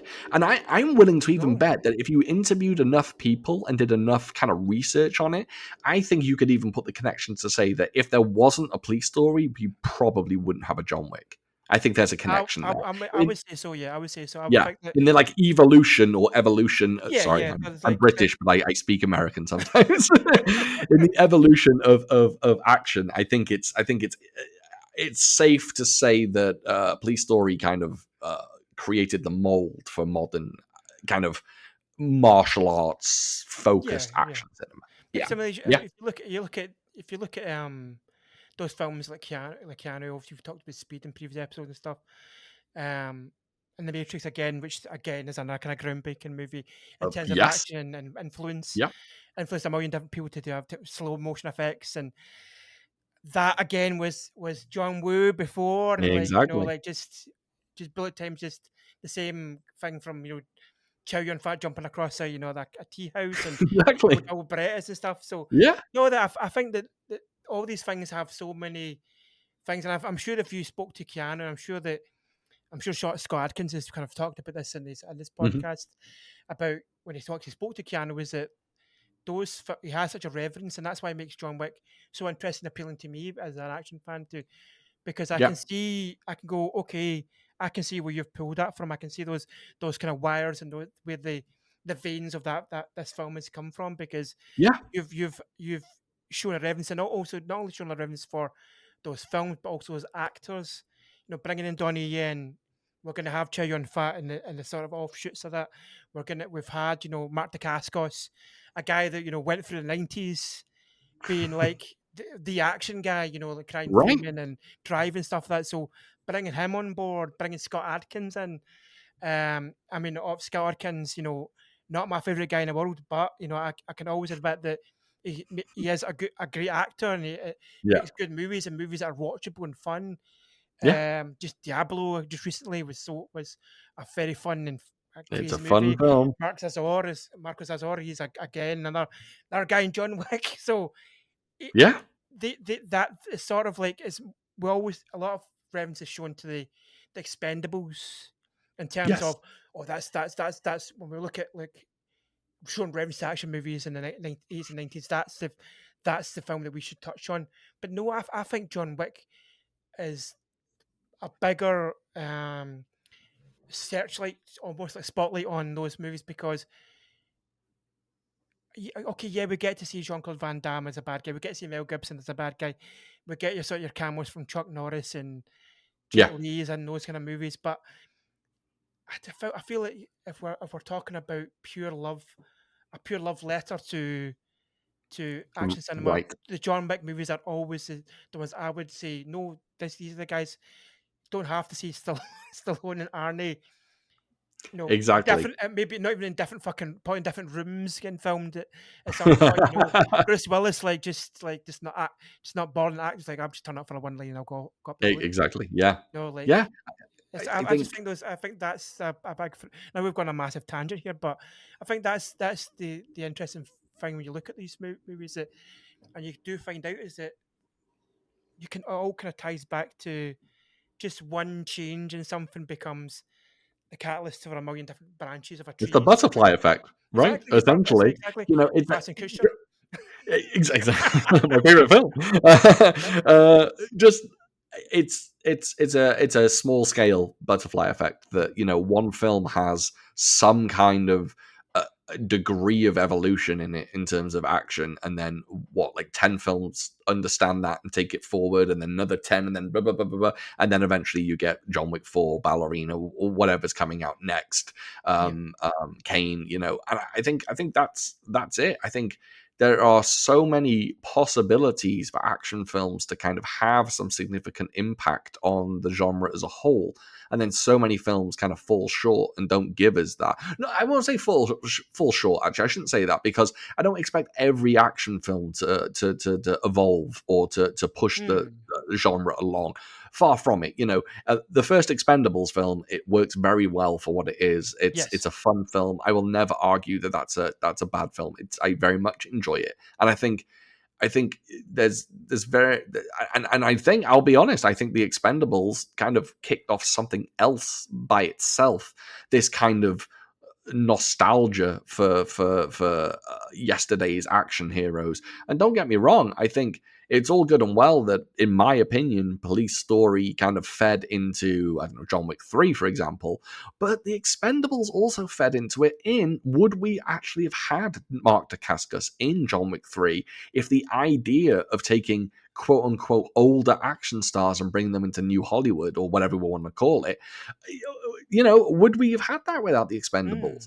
I don't know. The new Cynthia Rothrock film that's coming out, that Black Creek, I think it's called. Yes. A Western film that's got Richard Norton in it, that's got Don the Dragon Wilson in it, and countless other kind of Billy Blanks, I think, yeah. as well as in Who, that as sorry? well. I think Billy Blanks as well, I think, is in Billy that Blanks, movie. exactly. So I think it's this. I'm not going to call it a gimmick or shtick, because I think it can definitely work. I think the Expendables has proven that. I think this idea, this concept of, hey, these people aren't quite past their limit yet. Let's bring them back. Let's have them do something good. And to be honest, that Black Creek, I watched the trailer. I thought it looked kind of actually quite decent. So I think lots of, if we're focusing more on action, or entirely on action. I think a lot of films have a lot of impact in certain ways, but I think there are milestone films. And whereas, we were talking about The Young Master, that might not have been a milestone film for what action is today. What Jackie Chan has done with Police Story and arguably a few others as well, I think there can be no argument that it's a milestone film. And yes, we would not have the Raid without it, or some of the most iconic modern actions that we discussed today. Absolutely. So we've taken a look at one young master, and we Mm-hmm. discussed the new masters of Mm-hmm. action movies. But let's have a little look at the older action movie stars of the Oh. previous year as we look in on the big five. So the big five is where we discuss, I say, about the action stars of this era and this year, obviously 1980, where they are in the terms of their careers. So with Mm-hmm. Arnie, we've got the Jane Mansfield story. He's yet to sort of make his debut into being an action Yes. star in films like Conan and The Terminator, but he's got a little big part playing like a gangster in the Jane Mansfield story. Stallone, we taken a year off after the spectacular Rocky 2, a very Yeah. popular film Okay. in the Rocky series. Samo, first time in the Mm-hmm. Big Five. He's having quite a prolific year in 1980. So we've got Encounter of Yeah. the Spooky Kind, we've got The Victim, By Hook or By Crook, and Two Toothless Tigers. Try saying that 3 times fast. That's a Uh, difficult one. Two toothless yes, tigers. yes. And Difficult. I had to look up that name because I couldn't pronounce the Chinese name, the Cantonese name, even though I have my sister dates a Cantonese man and I'm trying to learn as much as I can. But Oh, uh, really? I'm trying. So Ken, if you listen to this, I am really trying to um, learn it. I'm not very good. I know the word for dog, and that's about it. Although I can remember, I've got how it said. Let's have anyway. So Chuck Norris, we've got the Octagon, like in a martial Okay. arts sort of film. And then Jackie again, we've got Young Master, and we also got Battle Creek Brawl. Battle Creek Mm-hmm. Brawl. That's a tough one. It's a tough one again. It's for somebody with fucked Mm-hmm. up teeth. I'm not really that fucked up. So we've talked about those kind of the big five now. So I want to talk to you a little bit more about a kind of wider spread topic. We've kind of gone a big, widespread kind of discussions today, but I'm going to hit us with another one. So what I kind of find very kind of unique about my sort of study throughout my study of obviously in Hong Kong movies and certainly Kung Fu movies is maybe you can expand a little bit of this for me, Sean, as well. Is it as a supporting cast in these movies? So Western films actors are kind of very transient. So for instance, a lot of films when you watch them, maybe the one sometimes films that for instance, say something like the kind of the MCU, or if you Yes. look at sequels, or you Yeah. get Fast and Furious, you'll find these films they have a kind of a consistent cast unless one of the Right. guys gets written off the films. But most of the time in Hollywood, you're in and out of films, and you don't ever see the same guys in the same film twice, really. Yeah. Kind of back and forth. But in Hong Kong movies, that's kind of very different. And certainly in this kind of time scale, Yes. there's definitely sort of a kind of family feel. Yeah. For instance, in the Young Master, we've got Fong Hakon, who turns up Police Story, Drives Forever, Winners and Sinners. We've got Yun Biao, obviously, Wheels and Meals, My Lucky Stars. Yeah. We've got Fang Mei Sheng, who turns up in Mills Express and Project A Part 2, which you talked about earlier on in Yeah. the podcast. So there's always this sort of feeling of kind of togetherness. We're all working together. We're not Very much. separate teams of actors where as much as we're all production company, the production company means any of us can be in the films at any one time. Right. There'll be multiple versions, multiple people at this, multiple actors in the same film may work in behind the scenes, like Samo, where he's doing kind of choreography and also directing. Yeah. Jackie could be behind the scenes. Fang Hakon obviously being consistently playing a good guy, playing Yeah. a bad guy, playing one of Jackie's friends, maybe playing Jackie's enemies. Yep. Yun Biao's obviously kind of always seems to play Jackie's like best pal Like or a younger brother character, yeah, younger basically. yes. But also Yeah. in this film, in Young Master, if he's kind of playing sort of Mm-hmm. foil a little bit. But I, what do you kind of make of this kind of phenomenon as a more of a learned person when it comes to Hong Kong movies? What do you think of this phenomenon in terms of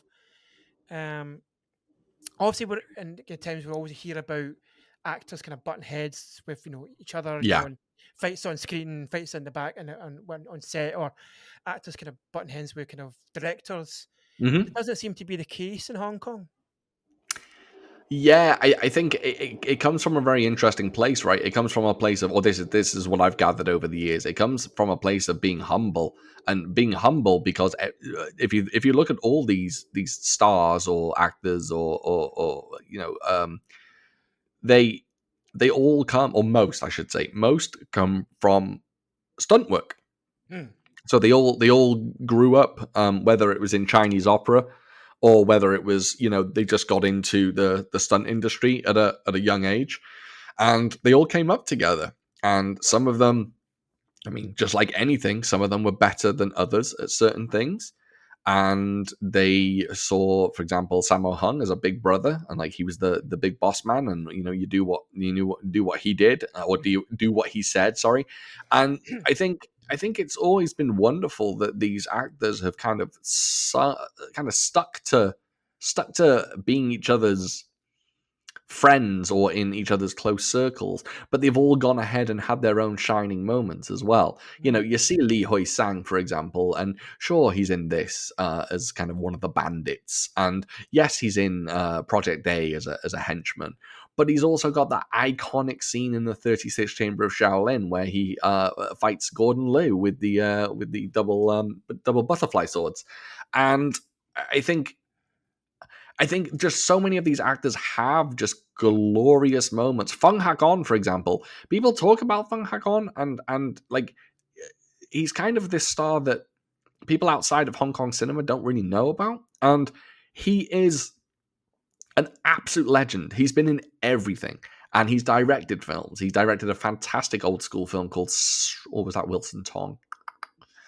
No, I think it was Fung Hak-on. A film called Snake Deadly Act. Wilson Tong's in it, but I think Fung Hak-on Oh, directed it. funny enough, I actually just bought that recently. Oh, really? I just recently bought it on DVD. Yeah, just I Oh, seen it's fantastic. I found it for £1 in CX. I was like, What a I'm steal. fucking buying that. Oh, Uh, you'll have you watched it yet? I've not watched it yet, but I do Oh, intend to watch it. I'm gonna have to. you, I'm gonna. you'll have a great I've time. planned out a kind of day of like just watching ridiculous old school kung fu movies. So I've Wonderful. seem to have just amassed that. So that's in my collection now, which is kind of cool. It's a gem. Just you'll see from the opening fight, you'll be in love with that one. And yeah, watch out for Wilson Tong. He's an absolute beast. But I think it's also great for the fans of the genre, because you see one guy in one film and then you see him in fucking 1,200 other films, and then you're like, oh, I'm going to go and find his filmography. He's in everything. Let's Yeah. explore him a little bit.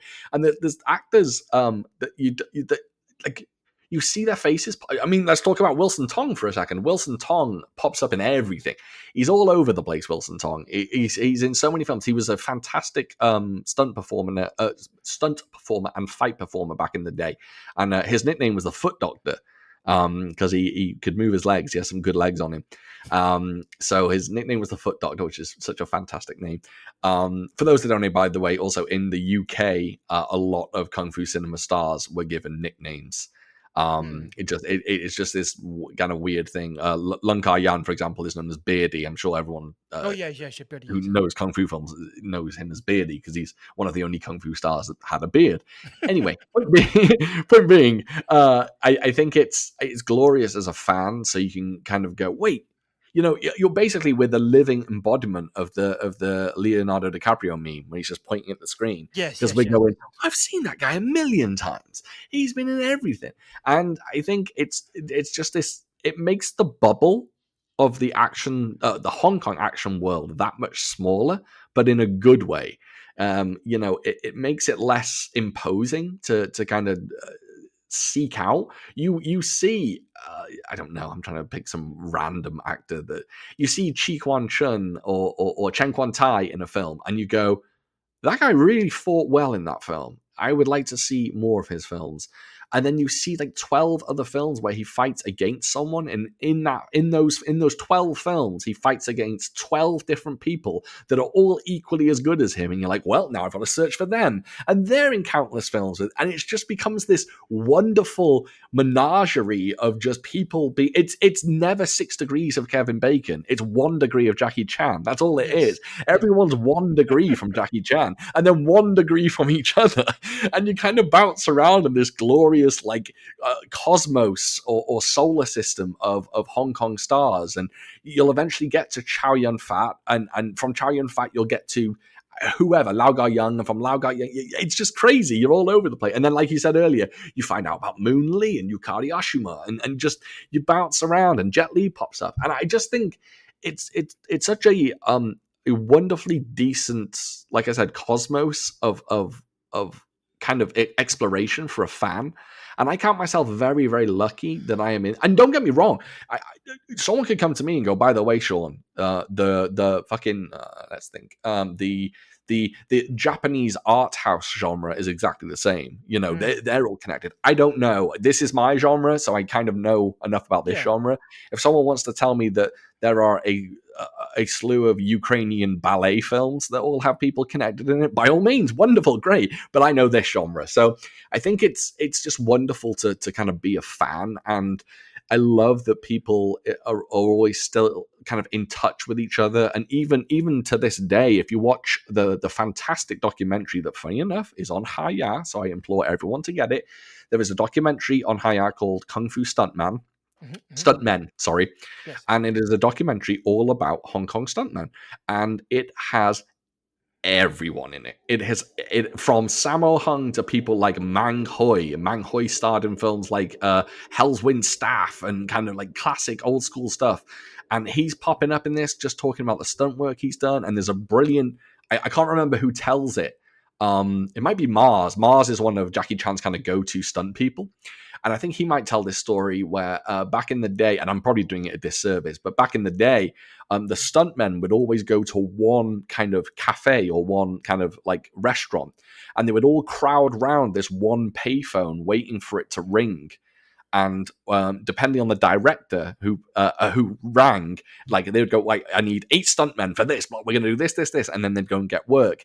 And the funniest, someone tells this wonderful story, again, I think it's Mars, where the phone would ring and everyone would hope that it wasn't Sammo Hung because he hurt people. And all the stuntmen were just like, no, I don't want to do Sammo, I don't want to do Sammo. But the best of the best went to Sammo.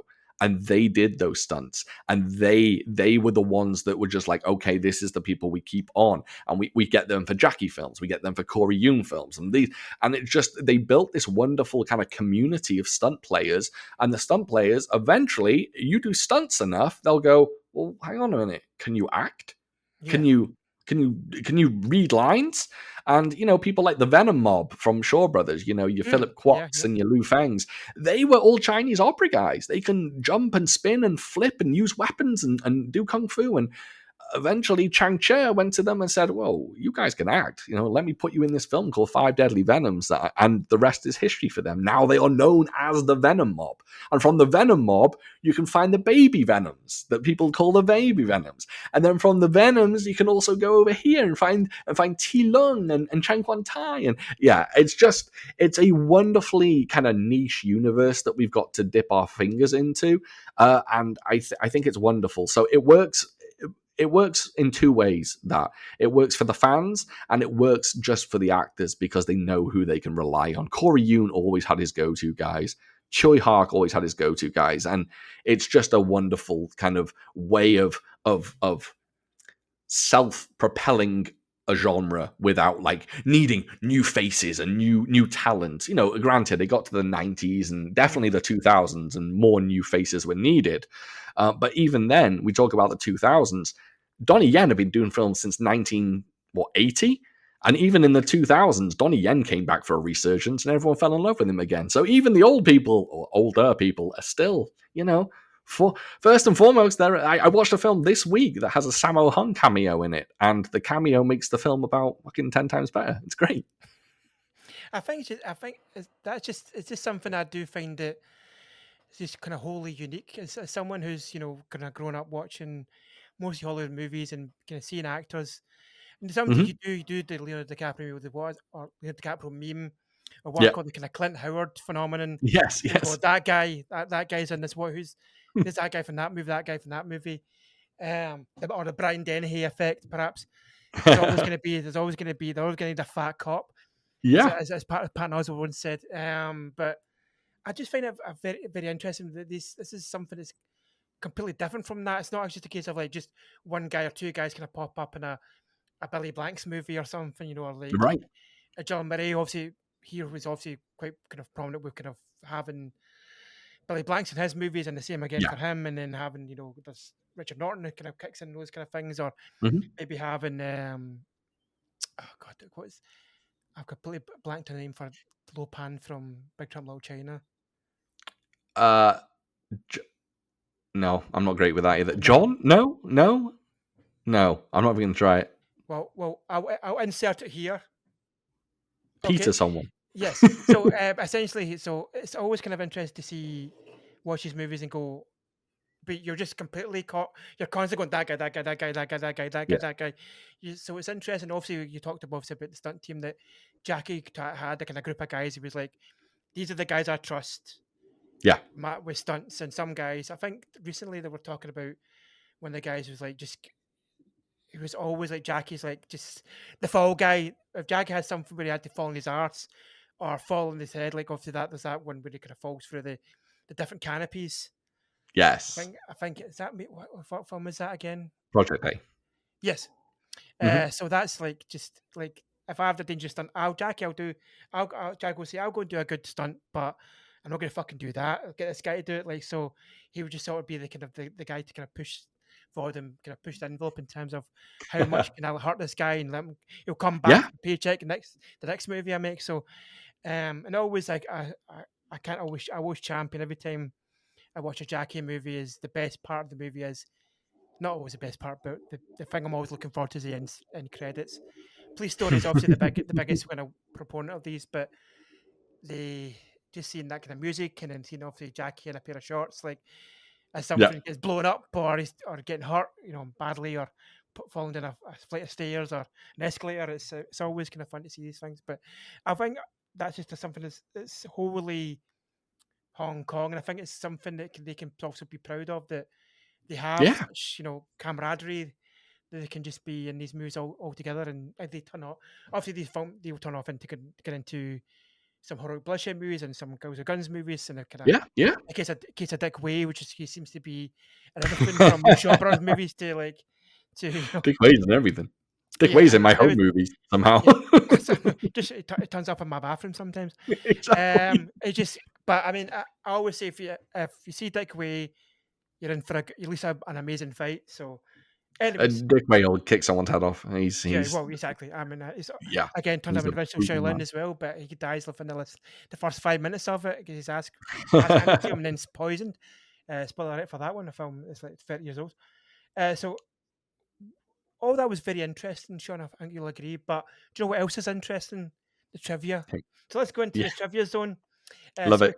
we talked earlier about the intricacies of the fight scenes, and to confirm, the fan fight scene in The Young Master took 329 takes to complete, which is generally bananas. I don't think I've Crazy. ever heard of something but again, that speaks to the kind of the shapes and the intricacies of those films and how delicate Yeah.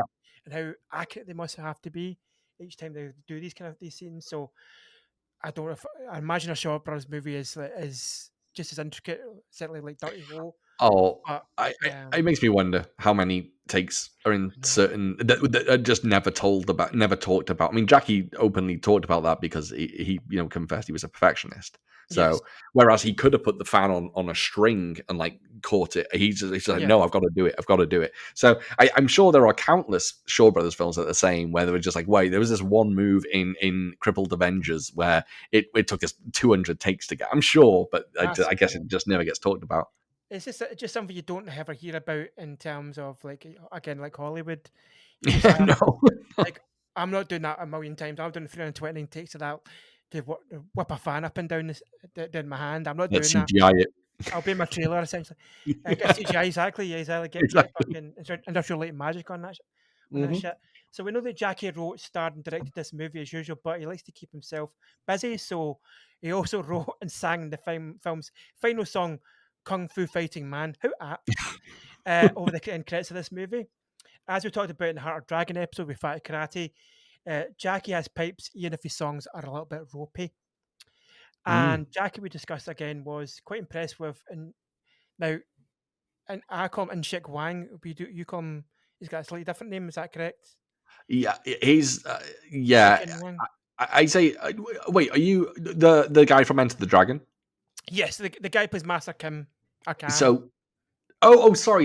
The yeah. So Quantak. Sorry, no, I'm thinking of Huang In Shik is Wang one of Inshik. his names, Oh, but okay, yes. Huang In Sik I hear Sik. I don't even know how it's pronounced, but yes, he's very very That guy. decent. Yes. So apparently Jackie was, again, we spoke about this earlier on the podcast, but he was so kind of taken with his sort of Hapkido style that Jackie went on to actually train himself. Oh, I said Go and train. Aikido earlier as well. I got it wrong. Sorry, you've just Yeah, I think it's corrected me. I said Aikido. yeah, It's Hapkido. You're right. Hapkido, Sorry. yeah. So which is the Korean martial art. Yes. So you can. Jackie was like, okay, I think this is fucking badass. So I'm gonna up my skills. As a million different things that Jackie likes to do. Like Yep. I write, I direct, and I've complete martial arts. I do my own stunts. I write my own books. I'll ride a horse one time. I'll make friends with a panda. I'm driving a car with a tiger, essentially. But he went on to kind of to study this, and also then taught his stunt team how to do Mhm. Hapkido as well, which is, I think, it's quite mad. Is that to not just to be so dedicated to, Right. is what like something like, obviously we see now with Keanu Reeves, like learning things like BJJ and obviously normal Yep. jiu-jitsu, Kempo, and all these kind of styles Mhm. to and obviously then gun kata, which obviously not real martial art, but equilibrium taught it as it was. So it's kind of interesting to have how to see someone even at Jackie Chan's sort of level of martial arts at that stage and that Absolutely. age to be like, no, there's always more I can learn. So Yeah. I find this completely interesting, and then to take that to the next level into his movies again and kind of honor him in that way is quite interesting. Yeah. So Sean, Dedication. so yeah, exactly. So wrapping up, Sean, I'm going to ask you for two things. First of all, can you tell me your favorite scene in this movie, and also, bit of a rhetorical question here, but would you recommend The Young Master to the You Move Creep audience? What's the best scene in the film? Uh, oh my god, that's a really tough question. Do you know what? I'm gonna go with the obvious one. There's countless scenes in this film I love, from the fan fight to the sword fight to even the kind of heavy slapstick old man fight, Mm, or like kind of comedic scene. But I have to give it to the final fight. I yeah. mean, it's like nothing you'll ever see in 1980. It's leagues above anything at the time, and it's it's incredible. There are moves in the fight scene that still stand up today.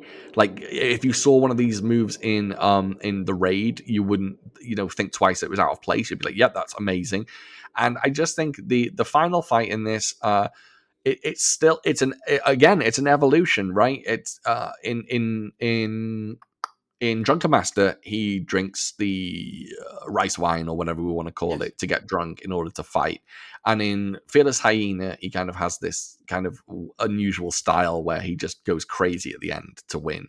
He kind of he has to kind of like hurt himself or get some kind of like, I don't know, into some kind of state to win in some Mm, films, which is mm. Drunken Master, Fearless Hyena, and then at the end of this one, he kind of goes ballistic, and I think he drinks some kind of oil. I don't know. Is it opium in I that think pipe? it's. I think there's some. The whole time he's been asking for water, and he's kind of gasping, Yeah, and the sort of weird sort of henchman bad guy of Master Kim.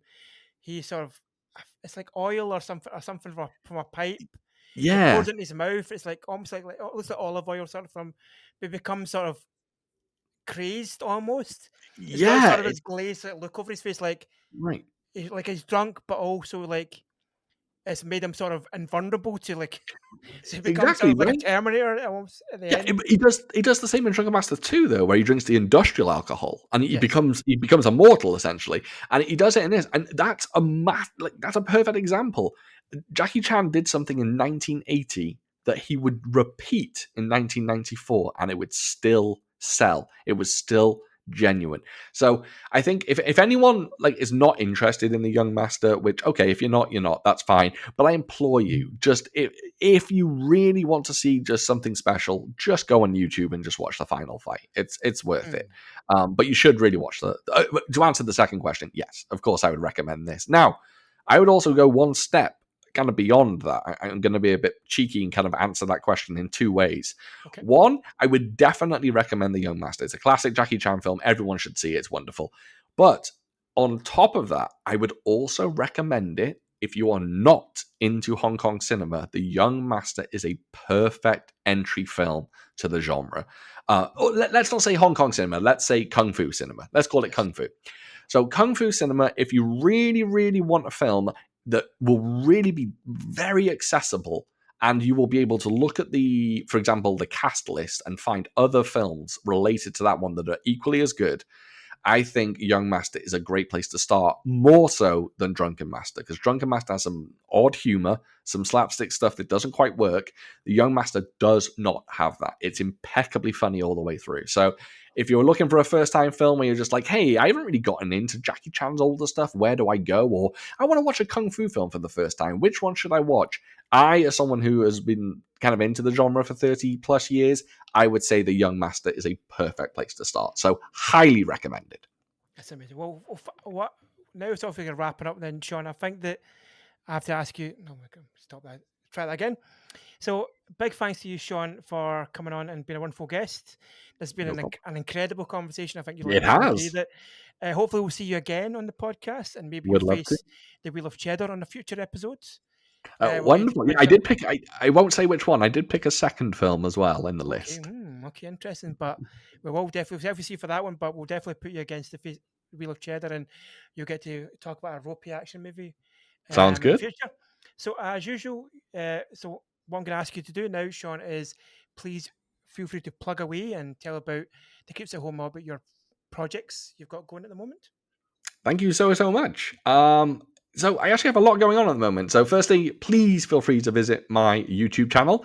You can find me on YouTube at Foo for Thought. That's F-U. I'm not saying F-U, but you get it. I'm spelling it. F-U-F-O-R Thought. It's a terrible pun. It's Kung Fu for Thought. Food for Thought. It's awful. I'm a very pun heavy guy. But Foo for Thought, I'm basically on social media under Foo for Thought everywhere. So you can find me everywhere with that. My Instagram page is kind of where I'm most popular at the moment.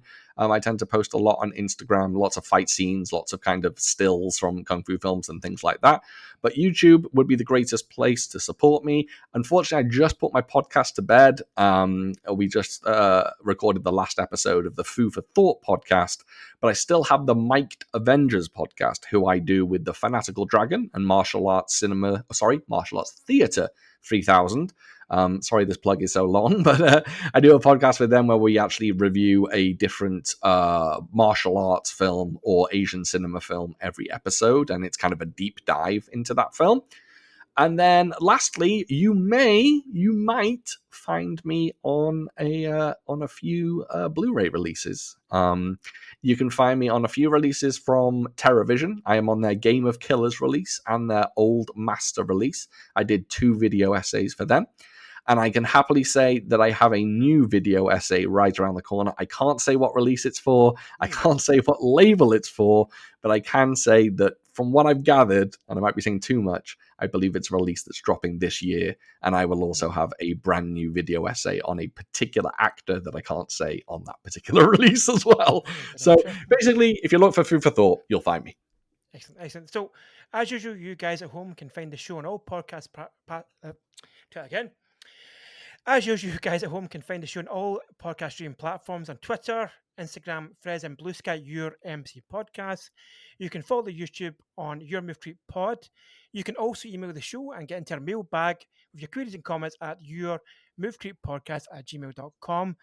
But with that, bye for now, and I'll see you on the next episode of Your Move Creep. Goodbye. Your move, creep.